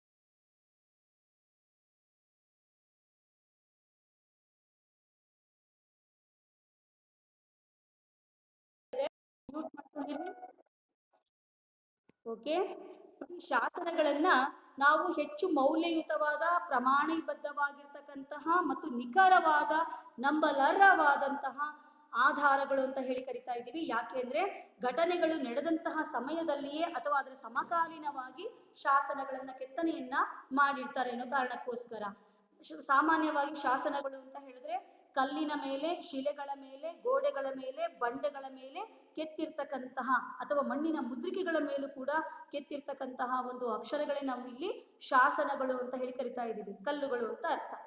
ಕೆಲವೊಂದಂದ್ರೆ ಕಬ್ಬಿಣದ ಸ್ತಂಭಗಳ ಮೇಲೆ, ಕೆಲವೊಂದನ್ನ ತಾಮ್ರ ಪಟಗಳ ಮೇಲೆ ಕೂಡ ಶಾಸನಗಳನ್ನು ಕೆತ್ತನೆ ಮಾಡ್ಲಾಗ್ತಾ ಇತ್ತು. ಒನ್ಸ್ ಅಗೇನ್ ರಿಪೀಟ್ ಮಾಡ್ತಾ ಇದ್ದೀನಿ, ಶಾಸನಗಳನ್ನ ಶಿಲೆಗಳ ಮೇಲೆ, ಬಂಡೆಗಳ ಮೇಲೆ, ಗೋಡೆಗಳ ಮೇಲೆ, ಕಲ್ಲಿನ ಕಂಬಗಳ ಮೇಲೆ, ಮಣ್ಣಿನ ಮುದ್ರಿಕೆಗಳ ಮೇಲೆ ಮತ್ತು ತಾಮ್ರ ಪಟಗಳ ಮೇಲೆ ಕೆತ್ತನೆಯನ್ನ ಮಾಡ್ಲಾಗ್ತಾ ಇತ್ತು. ನಮ್ಮ ದೇಶದಲ್ಲಿ ಸುಮಾರು 75,000ಕ್ಕೂ ಅಧಿಕ ಶಾಸನಗಳು ಲಭ್ಯವಾಗಿವೆ. ಮೋರ್ ದೆನ್ 75,000 ಪಿಗ್ರಫಿಸ್ ಶಾಸನಗಳು ನಮ್ಗೆ ದೊರೆತಿದ್ದಾವೆ ಅಂತ ಅರ್ಥ. ಸೊ ಯಾವ್ಯಾವ ಭಾಷೆಯಲ್ಲಿ ಸಿಕ್ಕಿದವು? ಸಂಸ್ಕೃತ ಭಾಷೆಯಲ್ಲಿ, ಪಾಲಿ ಭಾಷೆಯಲ್ಲಿ, ಪ್ರಾಕೃತ ಭಾಷೆಯಲ್ಲಿ, Tamil, Telugu, Kannada. Once again repeat, Sanskrit, Pali, Prakrit, Tamil, Telugu, Kannada ಭಾಷೆಗಳಲ್ಲಿ ನಮ್ಗೆ ಒಂದು ಬರೆಯಲ್ಪಟ್ಟಂತಹ ಶಾಸನಗಳು ಲಭ್ಯವಾಗಿದವು. ಈ ಶಾಸನಗಳು ಅಂದಿನ ಕಾಲದ ಘಟನೆಗಳನ್ನ, ಯುದ್ಧಗಳನ್ನ, ಬಿರುದುಗಳ ಬಗ್ಗೆ ಇರ್ಬೋದು, ದಾನ ಕೊಡುಗೆಗಳ ಬಗ್ಗೆ ಇರ್ಬೋದು, ಮಾರಾಟ ಮಾಡಿದ್ರ ಬಗ್ಗೆ ಇರ್ಬೋದು. ಇವಾಗ ಹೆಂಗೆ ನಾವು ಪತ್ರ ವ್ಯವಹಾರ ಮಾಡ್ತೀವಲ್ಲ, ಡಾಕ್ಯುಮೆಂಟ್ಸ್ ಅಂತ ಕರಿತೀವಿ, ಹಂಗೆ ಆ ಕಾಲದಲ್ಲಿ ಒಂದು ಯುದ್ಧವನ್ನ ಗೆದ್ದು ಬಂದ್ರೆ ಅದನ್ನ ರೆಕಾರ್ಡ್ ಮಾಡ್ತಾ ಇರ್ಲಿಲ್ಲ, ಅದನ್ನ ಕೆತ್ತನೆ ಮಾಡ್ತಾ ಇದ್ರು ಲೈಫ್ ಟೈಮ್ ಉಳ್ಕೊಳ್ಳಿ ಅಂತ. ರಾಜನ ದಿಗ್ವಿಜಯ ಇರ್ಬೋದು, ಇವುಗಳ ಬಗ್ಗೆ ನಮ್ಗೆ ವಿವರವನ್ನ ತಿಳಿಸ್ತಾ ಇದ್ದವು. ಹೀಗೆ ಶಾಸನಗಳ ಬಗ್ಗೆ ನಾವು ಓದೋದಕ್ಕೆ ಶಾಸನ ಶಾಸ್ತ್ರ, ಅಧ್ಯಯನ ಮಾಡೋದೇ ಶಾಸನ ಶಾಸ್ತ್ರ ಅಂತ ಹೇಳಿ ಕರೀತಾ ಇದ್ದೀವಿ. ನಮ್ಗೆ ಇದುವರೆಗೂ ಎಲ್ಲಾ ಲಿಪಿಯನ್ನ ಓದೋಕೆ ಸಾಧ್ಯ ಆಗಿದೆ, ಆದ್ರೆ ಸಿಂಧೂ ನಾಗರಿಕತೆಯಲ್ಲಿ ಬರೆದಂತಹ ಲಿಪಿಯನ್ನ ಇದುವರೆಗೂ ಓದ್ಲಿಕ್ಕೆ ಸಾಧ್ಯ ಆಗಿಲ್ಲ. ಯಾಕೆಂದ್ರೆ ಅದು ಚಿತ್ರಲಿಪಿಯಾಗಿದ್ದು ಒಂದ್ಸಲ ಹಿಂಗ್ ಬರೆದ್ರೆ ಒಂದ್ಸಲ ಈ ತರ ಬರ್ಕೊಂಡು ಬಂದಿದ್ದಾರೆ. ಸೊ ಅದನ್ನ ಯಾರ ಕೈಯಿಂದ ಸ್ವಲ್ಪ ಓದಕ್ ಸಾಧ್ಯವಾಗಿಲ್ಲ. ಅದನ್ನ ಹೊರತುಪಡಿಸಿ ಬೇರೆ ಎಲ್ಲಾ ಶಾಸನಗಳನ್ನ ಓದ್ಲಿಕ್ಕೆ ಸಾಧ್ಯ ಆಗಿದೆ. ನಮ್ಮ ದೇಶದಲ್ಲಿ ಮೌರ್ಯರ ಚಕ್ರವರ್ತಿಯಾಗಿದ್ದಂತಹ ಸಾಮ್ರಾಟ್ ಅಶೋಕನನ್ನ ಶಾಸನಗಳ ಪಿತಾಮಹ ಅಂತ ಹೇಳಿ ಕರೀತಾರೆ. ಯಾಕೆಂದ್ರೆ ಅಶೋಕ ತನ್ನ ಕಾಲಾವಧಿಯಲ್ಲಿ ಅನೇಕ ಶಾಸನಗಳನ್ನ ಹೊರಡಿಸಿದನು. ಸೊ ಶಾಸನಗಳು ನಮ್ಗೆ ಏನ್ ಇನ್ಫಾರ್ಮೇಶನ್ ಅನ್ನ ಕೊಡ್ತಾ ಇದೆ? ಅಂದಿನ ಕಾಲದ ಧರ್ಮ, ಸಮಾಜ, ರಾಜಕೀಯ, ರಾಜನ ದಿಗ್ವಿಜಯಗಳು, ಇವುಗಳ ಬಗ್ಗೆ ನಮ್ಗೆ ತಿಳ್ಕೊಳ್ಳಿಕ್ಕೆ, ಮತ್ತೆ ಆ ಕಾಲದ ಜನರ ಆಡಳಿತ, ರಾಜನ ಆಡಳಿತ ಹೇಗಿತ್ತು, ಇವೆಲ್ಲವನ್ನು ತಿಳ್ಕೊಳ್ಳಿಕ್ಕೆ ಸಾಧ್ಯ ಆಗ್ತಾ ಇದೆ. ಉದಾಹರಣೆಗೆ ಬರ್ಕೋಬೇಕು ಅಂತ ಹೇಳಿದ್ರೆ, ನಮಗೆ ಸಿಕ್ಕಂತಹ ಅತ್ಯಂತ ಪ್ರಮುಖವಾದ ಒಂದು ಶಾಸನಗಳು ಅಂತ ಹೇಳಿದ್ರೆ, ಒರಿಸ್ಸಾದ ಕಾರವೇಲ ರಾಜನ ಹಾತಿಗುಂಪ ಶಾಸನ ಅಥವಾ ಹತಿಗುಂಪ ಶಾಸನ ಅಂತ ಹೇಳ್ಬಿಟ್ಟು, ಅಲ್ಲಿ ಒರಿಸ್ಸಾದ ರಾಜ ಕಾರವೇಲನ ದಿಗ್ವಿಜಯಗಳ ಬಗ್ಗೆ ತಿಳ್ಕೊಳ್ಳಿಕ್ಕೆ ನಮ್ಗೆ ಸಾಧ್ಯವಾಗ್ತಾ ಇದೆ. ನೋಡಿ, ಶಾಸನಗಳು ತುಂಬಾ ಇಂಪಾರ್ಟೆಂಟು. ಶಾಸನಗಳಿಂದನೇ ನಾವು ಸಾಕಷ್ಟು ವಿಷಯಗಳು ತಿಳ್ಕೊಳ್ಳಿಕ್ ಸಾಧ್ಯವಾಗಿರೋದು. ಉದಾಹರಣೆಗೆ ಅಶೋಕನ ಶಿಲಾಶಾಸನಗಳ ವಿಷಯಕ್ಕೆ ಬಂದ್ರೆ, ಅಶೋಕನ ಕಳಿಂಗ ಯುದ್ಧದ ಬಗ್ಗೆ, ಅಶೋಕ ಬೌದ್ಧ ಧರ್ಮವನ್ನ ಸ್ವೀಕರಿಸಿದ್ದರ ಬಗ್ಗೆ ಎಲ್ಲವನ್ನ ತಿಳ್ಕೊಳ್ಳಿಕ್ಕೆ ನಮ್ಗೆ ಅಶೋಕನ ಶಾಸನಗಳು ಸಹಾಯವನ್ನ ಮಾಡ್ತಾ ಇದೆ. ಜೊತೆಗೆ ಇನ್ನೊಂದು ಇಂಪಾರ್ಟೆಂಟ್ ಹೇಳ್ಬೇಕು ಅಂತ ಹೇಳಿದ್ರೆ, ಸಮುದ್ರಗುಪ್ತ ಅಂತ ಹೇಳಿದೆ ನಾನು, ಗುಪ್ತರ ಅತ್ಯಂತ ಪ್ರಸಿದ್ಧ ದೊರೆ. ಸಮುದ್ರಗುಪ್ತನ ದಿಗ್ವಿಜಯಗಳನ್ನ ತಿಳ್ಕೋಬೇಕು ಅಂತ ಹೇಳಿದ್ರೆ ನಮ್ಗೆ ಸಮುದ್ರಗುಪ್ತನ ಅಲಹಾಬಾದ್ ಸ್ತಂಭ ಶಾಸನ, ಹರಿಸೇನ ಅಂತಕ್ಕಂತಹ ಅವನ ಆಸ್ಥಾನದ ಕವಿ ಒಂದು ರಚನೆ ಮಾಡಿರ್ತಕ್ಕಂತಹ ಅಥವಾ ಕೆತ್ತನೆ ಮಾಡಿರ್ತಕ್ಕಂತಹ ಅಲಹಾಬಾದ್ ಸ್ತಂಭ ಶಾಸನ ನಮ್ಗೆ ಸಮುದ್ರಗುಪ್ತನ ದಿಗ್ವಿಜಯಗಳನ್ನು ತಿಳ್ಕೊಳ್ಳಿಕ್ಕೆ ಸಾಧ್ಯವಾಗ್ತಾ ಇದೆ. ಇನ್ನೊಂದು ಬರುತ್ತೆ ಇಮ್ಮಡಿ ಪುಲಕೇಶಿಯ ಐಹೊಳೆ ಶಾಸನ ಅಂತ. ಐಹೊಳೆ, ಬೇಲೂರು, ಹಳೆಬೀಡು, ಪಟ್ಟದಕಲ್ಲು, ಐಹೊಳೆ ಅಂತ ಕೇಳಿರ್ತೀರ ನೀವು, ಐತಿಹಾಸಿಕ ತಾಣ. ಈ ಐಹೊಳೆಯಲ್ಲಿ ಮೇಗುತಿ ದೇವಸ್ಥಾನದಲ್ಲಿ ನಾವು ಈ ಒಂದು ಇಮ್ಮಡಿ ಪುಲಕೇಶಿಯ ದಿಗ್ವಿಜಯಗಳನ್ನು ತಿಳಿಸ್ತಕ್ಕಂತಹ ಐಹೊಳೆ ಶಾಸನವನ್ನ ಅವನ ಆಸ್ಥಾನದ ಕವಿ ಮತ್ತು ದಂಡನಾಯಕನಾಗಿರ್ತಕ್ಕಂತಹ ರವಿಕೀರ್ತಿ ಅಂತಕ್ಕಂಥವ್ನು ಬರಿತಾನೆ. ಇಮ್ಮಡಿ ಪುಲಕೇಶಿ ಉತ್ತರದ ಪತೇಶ್ವರನಾಗಿರ್ತಕ್ಕಂತಹ ಹರ್ಷವರ್ಧನನ್ನ ಸೋಲಿಸಿದನು. ಇನ್ನ ಹರ್ಷವರ್ಧನನ ಆಸ್ಥಾನದ ಕವಿ ಬರ್ಕೊಂತಾನೆ. ಅವನೇನ್ ಬರಿತಾನಪ್ಪ ಅಂತ ಹೇಳಿದ್ರೆ, ಹರ್ಷವರ್ಧನನೇ ಬಾಣಭಟ್ಟ ಅಂತ. ಹರ್ಷವರ್ಧನನು ಇಮ್ಮಡಿ ಪುಲಕೇಶಿಯನ್ನ ಸೋಲಿಸಿದ ಅಂತ ಹೇಳ್ಬಿಟ್ಟು.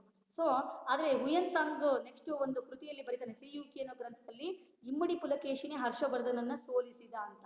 ಸೊ ನಮ್ಗೆ ಈಗ ಹರ್ಷವರ್ಧನ್ ಬಗ್ಗೆ ತಿಳ್ಕೊಳ್ಳೋಕ್ಕೂ ಶಾಸನಗಳು ನಮ್ಗೆ ಲಭ್ಯವಾಗಿದವು. ಮಧುಕೇರ ಬನ್ಸ ಶಾಸನ ಅಂತಾನೇನೋ ಸಿಗುತ್ತೆ, ತಾಮ್ರಪಟ ಶಾಸನ, ಆ ಥರದ್ದೆಲ್ಲ ನಮ್ಗೆ ತಿಳ್ಕೊಳ್ಳಿಕ್ ಸಾಧ್ಯ ಆಗ್ತಾ ಇದೆ. ಈಗ ನಾನು ಹೇಳ್ತಾ ಇದ್ದೀನಪ್ಪ ಅಂದ್ರೆ, ಇಮ್ಮಡಿ ಪುಲಕೇಶಿಯ ಆಸ್ಥಾನ ಕವಿ ಆಗಿರ್ತಕ್ಕಂತಹ ರವಿಕೀರ್ತಿ ಅಂತಕ್ಕಂಥವನು ಐಹೊಳೆ ಶಾಸನದಲ್ಲಿ ಇಮ್ಮಡಿ ಪುಲಕೇಶಿಯ ದಿಗ್ವಿಜಯಗಳನ್ನು ತಿಳಿಲಿಕ್ಕೆ ನಮಗೆ ಒಂದು ತಿಳ್ಕೊಳ್ಳಿಕ್ಕೆ ಸಾಧ್ಯವಾಗ್ತಕ್ಕಂತಹ ಐಹೊಳೆ ಶಾಸನವನ್ನ, ಪ್ರಶಸ್ತಿ ಪತ್ರವನ್ನ ಸಿದ್ಧಪಡಿಸಿದ್ದಾರೆ ಅಂತ.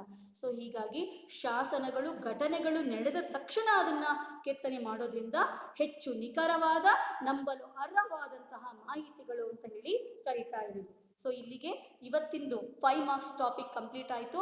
ಏನಪ್ಪಾ ಅಂತ ಹೇಳಿದ್ರೆ, ಭಾರತೀಯ ಪ್ರಾಕ್ತನ ಅಥವಾ ಪುರಾತತ್ವ ಮೂಲಾಧಾರಗಳು ಭಾರತದ ಇತಿಹಾಸವನ್ನ ಒಂದು ಅಧ್ಯಯನ ಮಾಡಲಿಕ್ಕೆ ಅಥವಾ ರಚಿಸುವಲ್ಲಿ ಹೇಗೆ ಸಹಕಾರಿಯಾಗಿದವಂತ 5 ಪಾಯಿಂಟ್ಸ್ ಹೇಳಿದೆ ನಾನು.